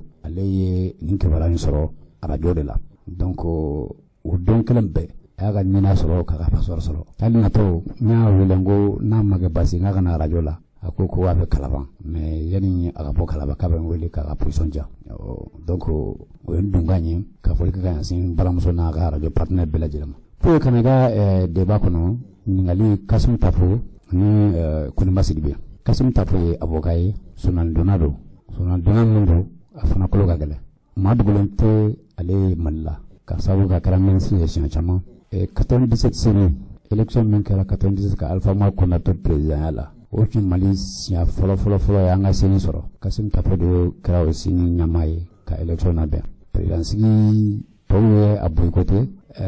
a kɛra Alpha Mari Konate ani Marabatu Jabala ka hinɛ la olu taara élection na o kɔfɛ u nana député sigi kɛ a ma ɲɛ ko constitutionnel o labanna ka o jaabiw bɛɛ annulé ça fait k'a fɔ ko sugandili député sigi kɛra cogo min k'a ma ɲɛ ka sababu kɛ liste électorale tun tɛ yen jamanadenw ni bɛɛ bɛ taa wote foroba sɛbɛnba min bɛ yen fo bɛɛ tɔgɔ sɛbɛnnen don a la i ka karnina photo b'a la kibaruya bɛ karnina kan o bɛɛ b'a kɔnɔ o tun tɛ yen o tun tɛ yen ɲagamin donna la kojugu a tun bɛ yen wa a tun ma ɲi de a tun ma ɲi de a tun ma ɲi a dilanna ma a ma ɲi de liste électorale ma ɲi de nka ni o ma ɲɛ o munna jamanakuntigi sigi o ɲɛna jamanakuntigi sigi ɲɛna parce que mɔgɔ fila de tun bɛ ɲɔgɔn na o tɔ bɛɛ ye sen bɔ a la mɔgɔ fila tun bɛ ɲɔgɔn na bɛɛ b'a dɔn k'a fɔ Alpha Mari Konate président sortant ani Marabatu Jaabi min tun bɛ ɲɔgɔn na ko kɛlɛ t'u ni ɲɔgɔn cɛ débat tɛ yen mais fɔra sariya dɔ ye ni bɛɛ ye sen bɔ a la an t'a la ni mɔgɔ kelen sɔrɔla k'a fɔ k'ale bɛ taa la donc a ka mɔgɔ fila min ɲɔgɔn cɛ bɛɛ y'a dɔn wagati ko kɔnɔ min yɔrɔ tɛ fɛn Alpha Mari Konate Jaabi tun tɛ se ka Alpha bati olu na cogo si la parce que Adama ka cɛbɔ dɔ a ye san 5 kɛ président la farafinna président sortant n'u k'a bɛ mandat wɛrɛ ɲini ça fait ni mɔgɔ min ye san 5 sɔrɔ ni ko i b'a dafa san 10 na a ka ca Ala fɛ i cili ka gɛlɛn o kɛra Alpha ta ye hakili la o de y'a to mɔgɔ caman min sen bɔ a la parce que u b'a dɔn président kɔni n'a ye san 5 sɔrɔ san 10 kɔni o ka nɔgɔ Ala bolo o ka nɔgɔ hali n'a y'a sɔrɔ kɔsa in na an y'a ye yɔrɔ caman président sortant u bɛ ci élection ma donc Kasimu Tafo ye mɔgɔ ye i bɛ ka fana danga da ka kɛ ministre ye a ye yɛlɛmali dɔw bolo da an hakili la constitution kura mun an tɛ a banna ale tun b'o o fɛnw na hali n'a ma ɲɛ a y'o baara dɔw kɛ k'o de kɛra a kɛra ministre ye Koniba Sidibe ale sɔrɔ ni jago économiste ale y'o ŋana ye mais en même temps a ye analyse politique la ne y'a dɔn parrainage de la parrainage cadre ba kun don o tɛ cɛbilen Dramé tɔgɔlatɔ ye cɛbilen a fɔ depuis Senedi sa kɛ Senedi faso kabini Mutakata la olu de ye Senedi to tigɛ ɲɔgɔn fɛ kosɛbɛ nka mɔgɔ dɔw nana u fara ka bɔ Senedi la dɔgɔtɔrɔ Mari ko b'o la cɛbilen Dramé b'o la Koniba Sidibe ninnu tun y'an ŋana ye voilà ni Mutamu Jabate olu tun y'an ŋana ye ani Pépère Djigiba Keita Buguni cɛkɔrɔba denkɛ ye jɔn ye Yɔrɔ Sidibe Yɔrɔ Sidibe tun ye parrainage ɲɛmɔgɔ fɔlɔ ye ka cɛbilen da o kan mais taga ɲɛfɛ yɔrɔni problème bɛ a la jukula ka yɔrɔni sen bɔ a la ka taa ka parti créé ko Barika bon Koniba ni cɛbilen ni Maître Jabate olu tora ɲɔgɔn bolo fo kɔsa in na Koniba fana ye sen bɔ a la ka ka parti créé ko MODEC Mouvement pour un destin commun Koniba fana y'o parti sigi sen kan ka k'o ɲɛmaa ye parti fanga bɛ Joyila de ka sababu k'ale yɛrɛ Joyilaga ye mais n'i ye Mali yɔrɔ tɔw ta a fanga man bon yɔrɔ la kosɛbɛ nka ni cɛ fila dɔ ye sariyatigi ye ale ye Mali kiiritigɛlaw minnu bɛ sɔnnadonni kɛ n'o ye avocat ye hakili la k'a fɔ ale kɛra u ka beretigi ye o tɛ tiɲɛ a kɛra ka tila ka kɛ ministre ye hali kɔsa in na gouvernement jamana marabulon kura min dilanla IBK fɛ a tun ye ministre wɔɔrɔ de ta ale tun ye josariya ministre ye hali olu ye wuli ka daw min kɛ u ye maa dɔw minɛ ka don kaso la fo ka taa IBK ka fanga kɔni dafiri ale tun ye IBK maa ye Koniba Sidibe o tɛ IBK maa ye ninnu cɛ fila n'u ye barosigi kɛ fura bɛ bɔ woro caman ɲɛ ma o tɛ tiɲɛ ye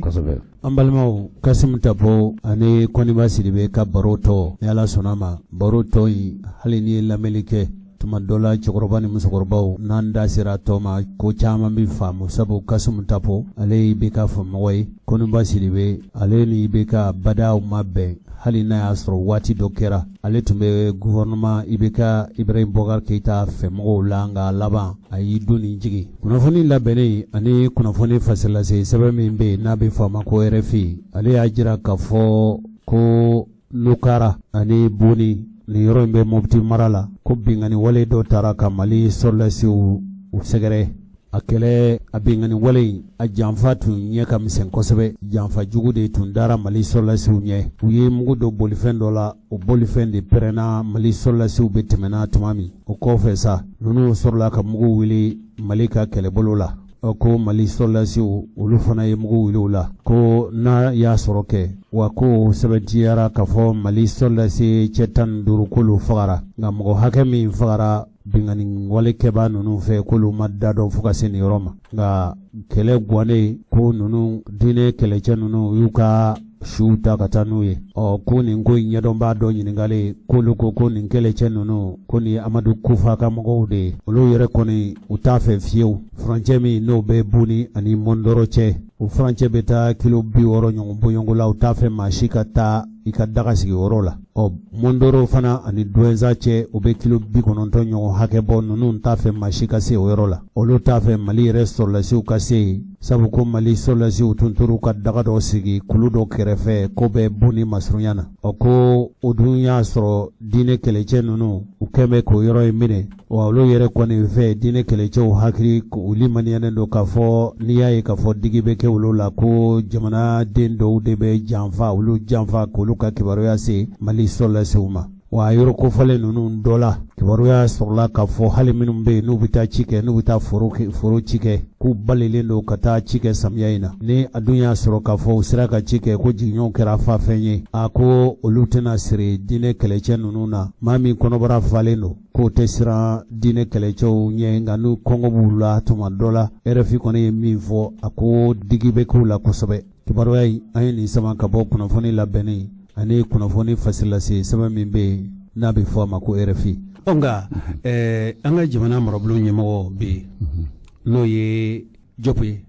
affaires étrangères awɔ ministre des affaires étrangères ministre des affaires an ka jamana ministre min b'an ka jamana ni jamana wɛrɛ cɛko ɲɛnabɔ la n'o ye a tɔgɔ yɛrɛ di Abdoulaye Diop k'a tun taara lamɛrikɛnw ka jamana kan i bɔr'o kibaruya kalama ma b'o kalama mais Abdoulaye Diop depuis a kɛra ministre ye d'abord nin t'a siɲɛ fɔlɔ ye a ka kɛ ministre des affaires étrangères ye awɔ ni maaw hakili b'a la hakili la Amadu Ture tile Diop tun bɛ nin sigiyɔrɔ kelen in na ka Abdramane Sila to Malien de l'extérieur la Dr Abdramane Sila o tun bɛ ministre de Malien de l'extérieur la o fana IBK kanubaba ye IBK kanubaba ye commune 4 la waati kelen na Diop ye affaires étrangères la communiqué dɔ u ni Union européenne kumana communiqué dɔ kan ko réadmission o communiqué in kuma in cayara kosɛbɛ k'a signera a ma signé donc Diop kɔni ne bolo ma jɔnjɔn dɔ ma hali an ka cɛfɔ ni kan bɛ sɛbɛn in n'o ye accord pour la paix et la réconciliation ye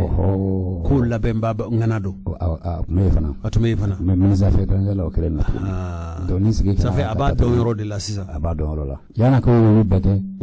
a tun bɛ Mali ka lasigidenya la Washington ma o tuma a bɛ lamɛrikɛnw dɔn kosɛbɛ a bɛ anglais fɔ a bɛ anglais fɔ fo ka a bɛ anglais fɔ a bɛ anglais mɛn a bɛ anglais mɛn wa depuis a sigira ka na affaires étrangères la dongo da bɛ avion kɔnɔ dongo da bɛ avion kɔnɔ ale ka yalabamalen in kun ye jumɛn ye yalabamalen kun ye ka taa Mali kofɔ yala an bɛ gɛlɛya min na a ye baara kɔrɔ min kɛ ka tɛmɛ ni n'o bɔra la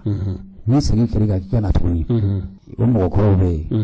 dukan ula maliteri korobe minnu ka danaya tun bɛ Mali ka fɔlɔ la ka taa fɔ u ye halibi a y'a ka danaya to jamana kan sabu Mali bɛ sira min kan o ye dilali sira ye o tɛ wa dilali sira don n'a mɛ ne yɛrɛ seginna ka na ça veut dire que n dalen dɔ la ka bɔ ko Mali kelen de don a y'an dɛmɛ halisa an bɛ gɛlɛya min kɔnɔ sɛbɛn min b'an bolo kɔrɔ bɛ yen olu y'a jira k'a fɔ o tɛ kalo tile 16 ye ka se tile 20 ma k'a tun taara lamɛrikɛnw ka jamana kan n'o ye États-Unis ye i yɛrɛ ye min fɔ a dabɔkun tun ye jamana in bɛ dakun min kan ni sɔrɔdasiw ye fanga in paron o fanga paronnen kɔfɛ lamɛrikɛnw ka taabolo n'u ka taasira tɛ fanga paron fɛ o tuma dɛmɛɲɔgɔnya sira ani baaraɲɔgɔnya sira min tun bɛ u ni Mali cɛ u y'a bɛɛ jɔ o y'o jɔli min kɛ k'ale taakun ye fɛn min ye o de ye jamana yɛrɛ fila ni ɲɔgɔn cɛ cɛsira taama ninnu dabali ni fɛɛrɛ tigɛ la k'a tun taara o sira in fura ka jɛ de Mali yɛrɛ bɛ dakun min kan sisan n'o ye dɔnlatɛmɛ fanga ye a ka duguta in na ko minisiri ani lamɛrikɛnw yɛrɛw ka minisiri u b'a fɔ min ma ko secrétaire d'État o tun fana tɛ olu ka minisiri dɔw ye wa o dankan k'a n'o kumana wa a kɛra u yɛrɛ ka minisiri minnu sigilen don farafinna yɛrɛ kana fɛn o fɛn bɛ yen n'o ye marako ye ka ɲɛsin farafinna ma ka bɔ lamɛrikɛnw yɔrɔ a taara ninnu bɛɛ lajɛlen fɛ yen a ye kumaɲɔgɔnya minnu kɛra ye ko tiɲɛ yɛrɛ la ale bɛ minnu ka baara la bi n'o ye furancɛ fanga dɔnlatɛmɛ ɲɛmɔgɔw ye ko u b'a ɲini lamɛrikɛnw fɛ u ka dɛmɛ min tun bɛ ka sin faso ma n'o ye faso Mali ye k'u kana bɔjɔ wa a y'a jira k'a fɔ cɛsiri minnu bɛ sen na furancɛ fanga in u b'a fɛ waati min dɔgɔdar'u ye u ko waati ka baara kɛ ka jamanakuntigi sigi kɛ min bɛ kɛ ni danaya ni jɛlenya ni ladirenya ye u bɛ se ka dɛmɛ cogo min na k'o kɛ min ko ni lamɛrikɛnw kumana kosɛbɛ Mali bɛ lahalaya min na bi u da sera nin bɛɛ lajɛlen ma kɔnɔguwan ni gɛlɛya minnu bɛ an faso da la kɛrɛnkɛrɛnyana min ye jamana jɔ siraw ye sɔrɔ ɲini siraw kanako hadamadenya jamanadenw ka maaya latigɛ cogo ɲuman gɛlɛya minnu bɛ yen ni jamana yɛrɛ kɛn bɛ ka dabali ni fɛɛrɛ tigɛ i n'a fɔ Cogɛl Kokala Mayiga taara dantigɛli min kɛ jamana kolatigɛla dɔw ye ka fɔ fɛɛrɛ bolo dalen don olu fɛ fɛɛrɛ min n'o ye jamana jɔ fɛɛrɛ ye u b'a fɔ min ma ko plan d'action gouvernemental a ma taa kɔsa in na ka taa o sɔrɔdasi kelen ye maa minnu sugandi ka députéya jɔyɔrɔ d'u ma a ma taa olu kankɔrɔ ye ka taa a f'u ye ko ni fɛɛrɛ de b'ale bolo wa n'o kɛra Asimu ka yamaruya kɔnɔna na olu ma sira di wa o yɛlɛma kan ka don jamana maracogo la a taara o de fana fɔ lamɛrikɛnw ye min b'a to Mali bɛ se ka basigi a y'a ɲini lamɛrikɛnw fɛ u ka Mali magwɛn kɔnɔguwan ni gɛlɛya minnu bɛ Mali la sabu lamɛrikɛnw ka dɛmɛ ye a fanga ka bon kosɛbɛ ni lamɛrikɛnw dɔra fanga min jigi kɔrɔ tuma dɔ la u bɛ se k'a yɛrɛ sɔrɔ wa min b'a to Mali sɔrɔdasiw bɛ se ka labɛn sabu gɛlɛya min b'an ka jamana da la bi o y'an ka sɔrɔdasiw ma labɛn kɛlɛminɛntanya bɛ u la labɛnni ntanya bɛ u la nilami ntanya bɛ u la fɛn caman gɛlɛya bɛ Mali sɔrɔdasiw la wa Mali yɛrɛ bɛ ka kɛlɛminɛn caman ɲini ko Mali kɔsa in na ko Mali ye pankolon dɔ ɲini o pankolon kan ka feere Mali ma nka lamɛrikɛnw de kɛn bɛ k'i bana mini Mali n'o pankolon ninnu sɔrɔli cɛ ko sabu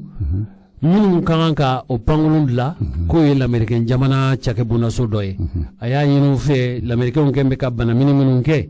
o banamini ninnu u bɛ se ka wuli cogo min ko minisiri y'i sinsin fɛn min kan o ye Mali ka pankolonko in de ye o pankolon in bɛ se ka sɔrɔ lamɛrikɛnw kɛn bɛ ka banamini min wuli o banamini in bɛ se ka wuli cogo min a da sera fɛn caman ma nka min kɔni bɛ yen n'o kumaw gɛlɛyara kosɛbɛ o ye anw y'a mɛn ka fɔ lamɛrikɛnw Mali ye pankolon dɔ sanni ko fɔ tuma dɔ la hali nafolo in yɛrɛ bɔra Mali fɛ nka komi furancɛ fanga in bɛ yen ko lamɛrikɛnw ko k'olu tɛ pankolon feere fanga min ye karaba fanga sigilen ye hakili ye kibaruya ye mɛn y'a mɛn n y'a kibaruya mɛn awɔ hakili la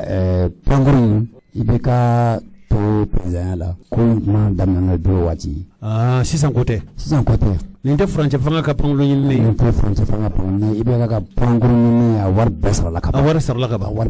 ba don ni kurta to make awo atu bi waso nan ma so na gelata do ala nga nin te France fanga nin te asimu nga pangulu sane nin te asimu nga pangulu sane mbo fo yoro be ni ibe ka pangulu sane de awo ibe ka pangulu sane de manga di ama wati ni na oni fanga yera mabena korolendo wa kurade do amade ka panfolo yere ama panfolo wala minan kura min nga gala amerika ne bo o lu fege kura do lu ko ren nama amma ko ren sa nyo kura de ko mo ka sababu ke ibika de yosa ibika de awarbo a bora budget de la budget jamana na flo ibika to président donc ali l'américain hal fansi ka sorti fanga min ba ko barkan olu be ko fana min sanfɛ français se ka baara kɛ ni américain tɛ o américain ka base de bɛ Niger u ka drone base de bɛ Niger français bɛ kɛlɛmu kɛ américain de b'a kunnafoni sɛgɛsɛgɛ ka d'u ma sanfɛ ni Mali tun sera ka ko faamu yani u k'a fɔ français n'u tun taara ɲɛɲini l'américain yɛrɛ fɛ ja an sigilen don français la fɛn caman na an yɛrɛ bɛ se k'o ɲɛnabɔ français sigilen don américain na sanfɛ kɛlɛ la France tɛ se ka a bɛ fɔ min ma ko jihadisme k'i to san legelege la olu ka miseli ye dugukolo kan américain de b'a kɛ u b'a kɛ yɔrɔ min na u ka base bɛ Niger u bɛ kunnafoni di France ma France bɛ sɔrɔ ka ma min faamu comme u ka base bɛ Niger cogo di Niger sɔrɔlasiw bɛ se ka gosi wala Niger jamanadenw bɛ kɛlɛ l'américain o tuma o t'o ye wa ayiwa a bɛ se ka kɛ o dɔw ye mais u t'a bɛɛ ye u t'a bɛɛ fɔ de u t'a bɛɛ ye kuma dɔw la u t'a bɛɛ ye kuma dɔw la nka n'u ɲɛsin yɔrɔ min ma u b'o ye ni Niger ni Burkina ni Mali tun farala ɲɔgɔn kan ka taa l'américain fɛ yen l'américain ko minan duguma wala ka mɔgɔ dɔ sigi l'Amérique min bo an ka dugukolo yɔrɔ minnu bɛ yen ni cɛnnikɛla ninnu kolokolola o yɔrɔ la ka u ɲɛ coro o yɔrɔ la tuma dɔ la o b'u ka cɛnni kɛ n'o ye b'a ye minisiri min ye Abdoulaye Diop ye k'a to l'américain fɛ yen l'américain yɛrɛ ka radio so min bɛ yen n'o ye VOA ye an balimamuso min bɛ yen o tɛ Kiyatu Tarawele de ka caya kosɛbɛ Kiyatu Tarawele tɔgɔ dɔ bɛ yen dɔw fana bɛ yen maliyɛn caman bɛ yen Modibo Tarawele dɔ bɛ yen Modibo Tarawele dɔ fana bɛ yen n b'ale dɔn kosɛbɛ i b'ale dɔn kosɛbɛ k'olu n'a ye baro sigi kɛ a taakun na an tɛ Abdoulaye Diop an t'a lamɛn n'an nana Amérique bi ka na kuma ɲɔgɔnya na ani an teriw ni ɲɔgɔn cɛ n'o ye américain ye y'a dɔn Amérique ni Mali bi m'an fara ɲɔgɔn kan depuis Mali y'a ka yɛrɛma hɔrɔnya ta an ni Amérique bɛ baara kɛ ɲɔgɔn fɛ donc y'a dɔn Amérique yɛrɛ da bɛ diɲɛ ko bɛɛ la donc o sira kɔnɔ hukumu kɔnɔ an ko an nana fana k'a fɔ an bɛ se ka baara kɛ cogo di pour que k'an ka ko minnu b'an ni ɲɔgɔn cɛ an bɛ se k'olu matarafa cogo min cɛ bɔ fanga min bɛ yen o jamana ɲɛmɔgɔw Assimi Goïta n'a ka gouvernement Choguel Maïga ani gouvernement mɔgɔ bɛɛ lajɛlen an ka hakilinata ye min ye k'o f'u ye gɛlɛya min b'an kan k'a f'u ye fana pour que u ka faamuyali sɔrɔ k'u ɲininka u k'a lajɛ dɛmɛ ni fɛɛrɛ fɛn o fɛn bɛ se ka latigɛ pour que ka Mali dɛmɛ an ka bɔ nin gɛlɛya in kɔnɔ pour que ka bɛn ani lakana lasegin an ka jamana kɔnɔ ani région kɔnɔ k'a lajɛ fana Amérique ka contribution bɛ se ka kɛ min ye o sira fɛ. Setigi jamana dɔw kɛlen ka Mali bali ka a ka pankunu dɔ ni a sanda jamana yɛrɛ ka nafolo la kuma in ko bɛ di. Tiɲɛ don an ka armée yɛrɛ DIRPA n'o ye armée service de communication ye olu y'u da don a kuma na k'a fɔ tiɲɛ na jamana ɲɛmɔgɔw baara bɛ ka kɛ cɛsiribaw de bɛ ka kɛ pour que ka se ka minɛnw di an ka sɔrɔdasiw ma u ka se ka jamana lakana cogo min o hukumu kɔnɔ Mali ye avion dɔ ɲini n'a bɛ fɔ ma ko avion de troupe avion ni a bɛ kɛlɛkɛdenw de ta ka u bɔ yɔrɔ dɔ la ka taa n'u ye yɔrɔ wɛrɛ n'a bɛ fɔ ma ko Kaza donc compagnie min bɛ n'o bɛ avion dilan n'o ye Airbus ye o Europe ka faamuyali sɔrɔ k'u ɲininka u k'a lajɛ dɛmɛ ni fɛɛrɛ fɛn o fɛn bɛ se ka latigɛ pour que ka Mali dɛmɛ an ka bɔ nin gɛlɛya in kɔnɔ pour que ka bɛn ani lakana lasegin an ka jamana kɔnɔ ani région kɔnɔ k'a lajɛ fana Amérique ka contribution bɛ se ka kɛ min ye o sira fɛ. Tiɲɛ don an ka armée yɛrɛ DIRPA n'o ye armée service de communication ye olu y'u da don a kuma na k'a fɔ tiɲɛ na jamana ɲɛmɔgɔw baara bɛ ka kɛ cɛsiribaw de bɛ ka kɛ pour que ka se ka minɛnw di an ka sɔrɔdasiw ma u ka se ka jamana lakana cogo min o hukumu kɔnɔ Mali ye avion dɔ ɲini n'a bɛ fɔ ma ko avion de troupe avion ni a bɛ kɛlɛkɛdenw de ta ka u bɔ yɔrɔ dɔ la ka taa n'u ye yɔrɔ wɛrɛ n'a bɛ fɔ ma ko Kaza donc compagnie be no be avion de la no Airbus o Europe compagnie do anulu de contrat ke anye barake fo bara sera danna sisan donc out kalot le worode avion ni kun kan ka di anma donc avion ni nafa ba de be ni avion na ni te kele ke avion ye mais avion min do da be sera sous transporter avion min do ni gele be mo ka réfugié ni mo munum banana kele ni fauna na abu luta avion min fana do élection minan ni élection be ke anka koron fe jamana no na yado situation sécuritaire kama yoro chama be itise kata sirafe donc avion ni bise kata ni mo yo la ba be hali ke ba fo avion normal parce que hal passager munum be no ni mo be fe ka voyager kata Tombouctou Gao Kidal ibse ka ni avion no ta kata na avion folo ni avion nyon folo ko bolo anyo sa 2016 kono nya sa woro jate ko avion folo ni nafa bade irala parce que anya ye ay mo ba biduru de transporter osa nun kono o mo ba biduru kono niota ni mo duru ta ibe soro mo nani olu kunye civil do olu te sorasio donc nafa bade ba avion dina pour que kanka jamana de me kanka yoro fana suru ya nyogona donc ankelen ko avion commandé sisa Europe jamana o de buka menon di pour que avion ka se kasonga technologie do bala menan kelen bala Amérique de bo odla donc pour que tu babu ka se kanenda ma fo américain ka son ko o équipement min ke avion kono pour na fo ko transpondeur o ka se ka di donc américain de ko se ka di ko parce que kulu ka sharia do be no ko mali mo batu ko sharia ko demseni umbe ka ko recruter ko ke sora suye mali la donc anana anyo nyogonye de ke ka nganga daira ka fuye mali kon armée kono demiseni ta kono mimbe ke malila no fana o nyeforuye ko depuis korolena nanga kaumbe romi ni sora su tara rod la rebe so activité foste sora su nun de activité bay demisenu bena ube tlonge kan kono ube dumine ke ube dumine menanko mais kuma nu rapport nu bolere ministre de la défense et chef d'état-major ninka ka fo ka anga sora su be écrit ka fu e kan nu be kono kana son demiseni ka don ou kana son demiseni ka gre donc am nyerebe ka anga sharia falen pour que demiseni munu be ke sora siwe ku do kelela ka so shima se o ka voila mais anya famia ko ni famba o te gouvernement fan fe o be ka fo de ko groupe armé do be na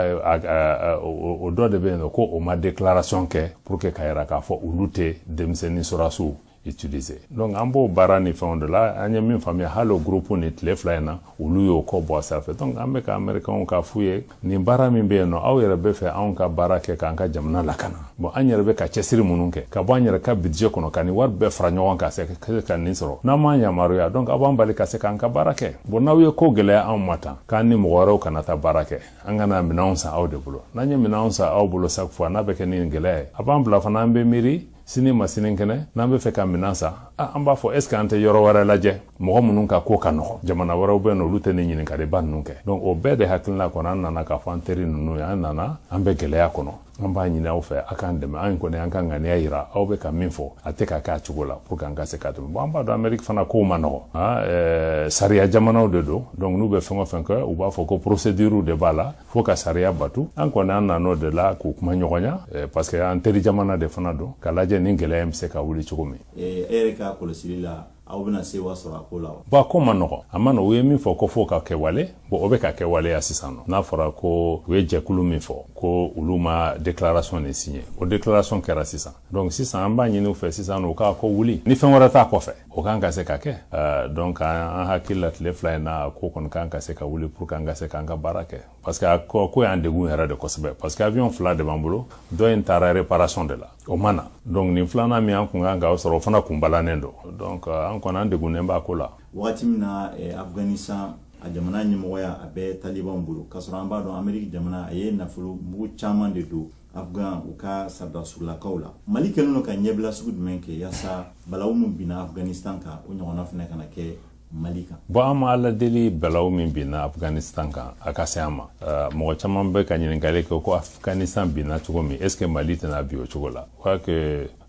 ko se ka bonyo kon fe mo te kelenye donc Mali te Afghanistan te Mali nga min kara Afghanistan na fora ko anga familiali bo akola o familiali korade jamana siti se ki kala kanani ka di jamana warama e kala kanani iyere de bi chesri e bi joy jorola iba photo ye useko eminyo kani demala donc Mali sisano anka jamana nyemoko Assimi Goïta ani gouvernement bela jere ani Mali den yere hakilna tay de bi chesri fongo fanka anka ke anka ko chesri ke anka de même fongo fanke anga cɛw ni musow ye minnu bɛ ka jamana lakana olu ka se k'u ka baara kɛ ka se k'an ka jamana lakana o kɔrɔ tɛ ko an mago tɛ mɔgɔ wɛrɛ la an mago bɛ mɔgɔw la parce que an bɛ ka min kɛlɛ ko fitininw tɛ nin tɛ an dɔrɔn fɛ a bɛ jamana caman na hali jamana belebele dɔw bɛ olu tɛ ka se ka terrorisme ni fɛn ninnu kɛlɛ donc an mago bɛ tɔw la mais cɛsiri nin bɛ se ka na fara anw ta de kan n'an m'an cɛsiri mɔgɔ wɛrɛ tɛ se ka na k'a fɔ k'ale de bɛ na k'i ka jamana lakana an kan k'o de faamuya an kan ka taa o de sira fɛ cɛsiri fɛn o fɛn bɛ se ka taa o sira fɛ bi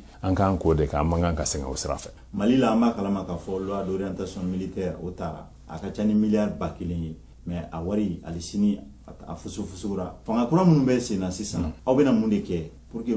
minnu fana da donna nin ko la sariya ka wuli ka se k'a ka baara kɛ. I ye min fɔ o ye tiɲɛ de ye ni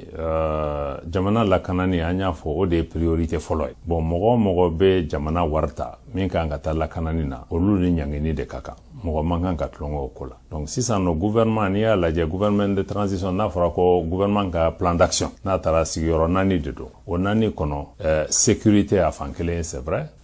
réforme ka jamana dilancogo yɛlɛma o ye 2nan ye élection ye 3nan ye mais a 4nan a fɔra ko ye de ka yurugu fana kɛlɛ donc gouvernement bɛ ka ko boloda a daminɛna yɛrɛ déjà k'a fɔ ko yurugu ni fɛn o fɛn kɛra fɔlɔ rapport kun bɛ kɛ fɛnw bɛ ci ta u bɛ ca juge fɛ fɛn tɛ bɔ a la mais nin sen gouvernement ka laɲini ye de sisan an kan ka bɔ a sira fɛ peut-être que yurugu kɛlɛli tɛ se ka ban transition in kɔnɔ mais a bɛ se ka daminɛ de pour que hali ni gouvernement wɛrɛw nana kɔfɛ olu ka continuer a fɛ nka exemple bɛna di ko bɛna yira pour que maliyɛnw k'a dɔn ko nin ko talen bɛ sɛbɛ la. Mɔgɔ minnu ko ka sariya lawaleya jamana kɔnɔna la ani bɛɛ ka se k'i yɛrɛ sagola diinɛ lawaleya ni hakilila fila bɛ taa ni ɲɔgɔn ye cogo di. Kuma je crois que n'an bɛ nin baara ninnu kɛ a bɛ kɛ ni hakili de ye kuma fɔlɔ ye de ni gɛlɛya bɛ maliyɛnw kan maliyɛnw de kan k'u hakili fara ɲɔgɔn kan n'u bɛnna min kan o de kan ka kɛ taga sira ye an y'a dɔn ɲɔgɔn ye gɛlɛn fila kɛra n'o ye conférence d'entente nationale ye n'o kɛra 2017 dialogue national inclusif fana kɛra 2019 olu fila bɛɛ lajɛlen ko k'a fɔ ko ni mɔgɔ minnu ye maliyɛn ye n'u taara ka marifa ta Mali contre la k'an n'u ka sigi an ka kuma mais a fɔra fana k'a ka faamuya ko sigi ka fɔ tɛ se ka kɛ condition bɛɛ la sigi ka fɔ bɛ kɛ de fo ni Mali sigilen bɛ jɔsen minnu kan n'o y'an ka constitution ye fo ka batu constitution ko jamana tɛ tila constitution ko diinɛ maliyɛn bɛɛ kan ka se ka autoriser k'i ka diinɛ appliquer i kɛra chrétien ye i kɛra silamɛ ye i kan ka se k'o kɛ donc n'u sɔnna ko jamana jɔsen ninnu olu batulen don donc ko tɛ yen nɔ maliyɛnw tɛ se ka kuma min kan ka solution sɔrɔ u ni ɲɔgɔn cɛ pour que an ka se ka baara kɛ ɲɔgɔn fɛ ka bɛn an ko donc a bɛɛ tɛ se ka ɲɛnabɔ ni marifa ye o fan fana ka sigi an n'an ka denmisɛnninw an n'an ka ɲɛmɔgɔ minnu bɛ yen k'a lajɛ ka faamuyali k'a ko la mun de b'an ka denmisɛnninw ninnu bila la nin sira fɛ problème jumɛn bɛ yen u bɛ se ka segin kɔ cogo di est ce que baarabaliya problème de don wa est ce que problème wɛrɛw b'a jukɔrɔ f'an ka se ka sigi k'a fɔ ka jaabi sɔrɔ o la k'a lajɛ olu bɛ se ka segin jamana ma cogo min. an balimaw nin tun ye Ablaye Diop ye Ablaye Diop de ye jamana ministre min sigilen don an faso Mali ani jamana wɛrɛ cɛ sira taama a nafa sɔrɔ siraw a tɔnɔ sɔrɔ siraw a baara sɔrɔ siraw fɛn o fɛn bɛ yen n'o baaraw bɛ kɛ an faso Mali fɛ ka ɲɛsin diɲɛ jamana o jamana ma min ye o ko latigɛ ministre ye ale Ablaye Diop ye hakilila ka fɔ faamuyali sɔrɔla ka kibaruyaw la hali min ye an ka pankolo sɔrɔ ko ye hakilila ka fɔ gɛlɛya minnu b'a la a ye ɲɛfɔli kɛ nin bɛɛ lajɛlen na hakilila ka fɔ a da sera fɛn damadama ma hali faransikaw yɛrɛ tɔgɔ la fasiri lase bonnaso min bɛ n'a bɛ fɔ a ma ko RFI ale fana ko faransi ka kɛlɛbolo min bɛ an fa dugukolo kan n'a bɛ fɔ a ma ko Barkan aw b'a kalama k'a fɔ ko Barkan ko k'a bɛna dɔ bɔ a ka kɛlɛcɛw la ni o kɛlɛcɛw fanga dɔgɔyara hali kɔsa in na o ye kibaruya mɛn ka fɔ Chad fana Chad ka sɔrɔdasi minnu bɛ an fa dugukolo kan ko Chad ko k'a bɛna dɔ bɔ a ka jamana sɔrɔdasiw la a bɛ sɔrɔdasi 100 o ɲɔgɔnna bɔɲɔgɔn bɔ o kibaruya minnu bɛ yen a kɛmɛ ka kɛ kamanagan ye Mali bolo bi kosɛbɛ walama minnu bɛ yen ni a tun y'a sɔrɔ kɛ k'a fɔ olu limaniyalen don k'a fɔ Chad ka sɔrɔdasi minnu bɛ yen a bɛ taa fɔ sɔrɔdasi cɛ 1000 ani 200 hakɛ la o k'u bɛna dɔ bɔ sɔrɔdasi la u bɛna sɔrɔdasi cɛ 600 o ɲɔgɔnna k'u bɛ olu ta k'u lasegin u fa jamana kan nka Dababala Keita Chad ka kɛlɛcɛw lakodɔnnen don k'a fɔ u ɲɔgɔnna sɔrɔdasi ka dɔgɔ farafinna yɛrɛ tile bɛ yanfan bolo in fɛ nka o kɔni ye kɔsa in na ye n'o tɛ waatiw tɛmɛna kosɛbɛ mangutu min bɛ fɔ Tchad sɔrɔlasiw la o mangutu kelen de tun bɛ fɔ Mali sɔrɔlasiw la kosɛbɛ ni ma fili anw yɛrɛ taara don Tchad ni Libi cɛ kɛlɛ la waati la Général Musa Traoré yɛrɛ y'a jira k'a fɔ Hissène Habré ani Muammar Kadhafi olu ka kɛlɛ banna yan de o y'a sɔrɔ Mali kɔni ka kɛlɛcɛw ŋanaw tun don labɛn maliya ani cɛden sugu bɛɛ fɔlɔ la ni sɔrɔlasi tun bɛ ta a tun bɛ fɛsɛ yala nin bɛ se ka sɔrɔlasiya kɛ wa ni kɛra cɛden ye dɔnniya ni lamɛn min tun b'i la o b'i kunkolo ko k'o bɛɛ bɔ a kɔnɔ sɔrɔlasiya yɛrɛ kimɛ i tun bɛ lamɔ n'o de ye kura ye sɔrɔlasi tun bɛ lamɔ de ni kɛra cɛden ye sisan n'i taara kɛ cɛden ye fɔlɔ o b'i kundi n'o y'i kundi i bɛ se ka waati jan kɛ hadamadenya yɛrɛ taasira minnu ni faamuya cogo minnu tun b'i bolo u bɛ o bɛɛ ko ka bɔ i hakili la i dusukun ani kunkolo la u bɛ sɔrɔ ka sɔrɔdasiya yɛrɛ nila min don i dusukolo la o tun bɛ kɛ fɔlɔ la nka an y'a mɛn ka fɔ o tɛ kɛ nka Faransi ka kɛlɛbolo dɔgɔyalen Emmanuel Macron ma fɔ tuma min na a b'a fɛ ka kɛlɛ ta k'an sɛgɛrɛ ko an ka sɔrɔlasiw ye jamana fanga paro siɲɛ 2 ko tuma olu ka kɛlɛcɛw ale tɛ o yamariya u ka taa kɛlɛ kɛ maa ka dugukolo kan maa min bɛ diɲɛ wala bɛɛ diɲɛ fanga minnu b'o paro komi a kɛra anw fɛ yan o tuma olu ka sɔrɔlasi ale ka jamana sɔrɔlasiw tɛ taa fa o wali dugukolow kan ten a y'o kuma fɔ o kuma o tun gɛlɛyara anw bolo kosɛbɛ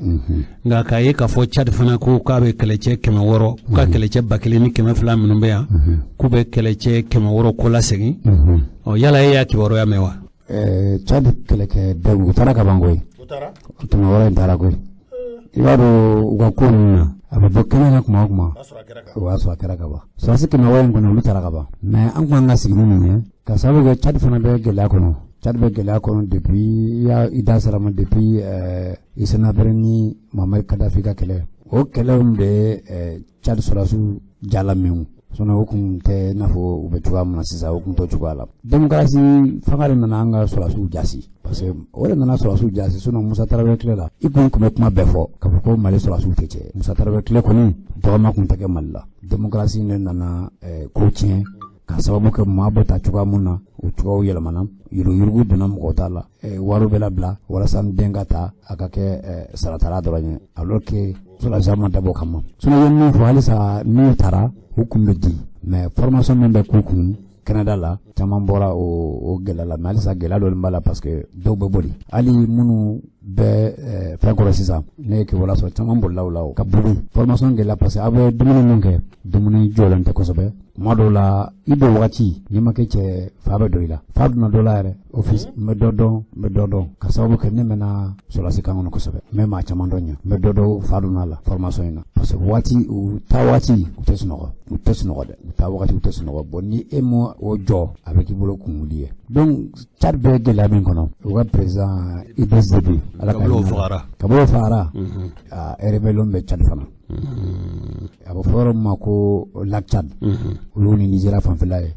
u ni Boko Haram bɛ kɛlɛla ye u ka an fanfɛla fɛ Centrafrique fana Tchad ni Centrafrique bɛ frontière la Centrafrique fana rébellion bɛ yen donc ka u ka frontière avec la République centrafricaine k'o sécuriser parce que n'i ma i ka datugu ni mɔgɔw kɔrɔna ɲɔgɔn na u bɛ boli de ka na donc Tchad ka kan k'a ka frontière avec la République centrafricaine k'o sécuriser avec Boko Haram lac Tchad la u fɔra ma ko lac Tchad o ni Nigeria bɛ dancɛ la minnu ye marifa ta u bɛ ka diinɛ kɛlɛ kɛ Nigeria a tɛ fɔ de ma ko Boko Haram nazara ko nazarafɛnw bɛɛ ye haramu ye ko tout ce qui est occidental haram Boko Haram donc an b'a kalama Tchad ni Cameroun ni bolo di ɲɔgɔn ma ka o Boko Haram kɛlɛ lac Tchad kɔnɔna la ni Cameroun sɔrɔsiw u farala ɲɔgɔn kan donc o waati kelen na n'a fɔra ko Tchad yɛrɛ dugu kɔnɔ parce que Idriss Déby fagalen kɛlɛda la a ye ko gɛlɛya Tchad bolo donc Tchad ka sɔrɔsi kɛ minnu caronnen bɛ kɔfɛ u ka jamana kɔfɛ a ka kan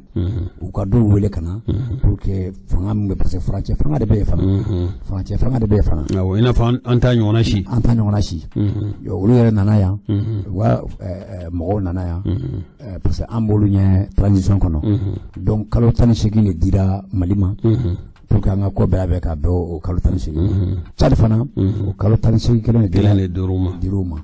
donc Tchad mɔgɔw nana yan k'u bɛna misɛli ta Mali kan an bɛ ka taa sira mun fɛ u b'a jateminɛ n'a sɔrɔ sira ɲuman dɔ u bɛ tugu an kɔ donc fili minnu ye Mali sɔrɔ o tɛna olu sɔrɔ olu kana o filiw la kelen kɔnɔ donc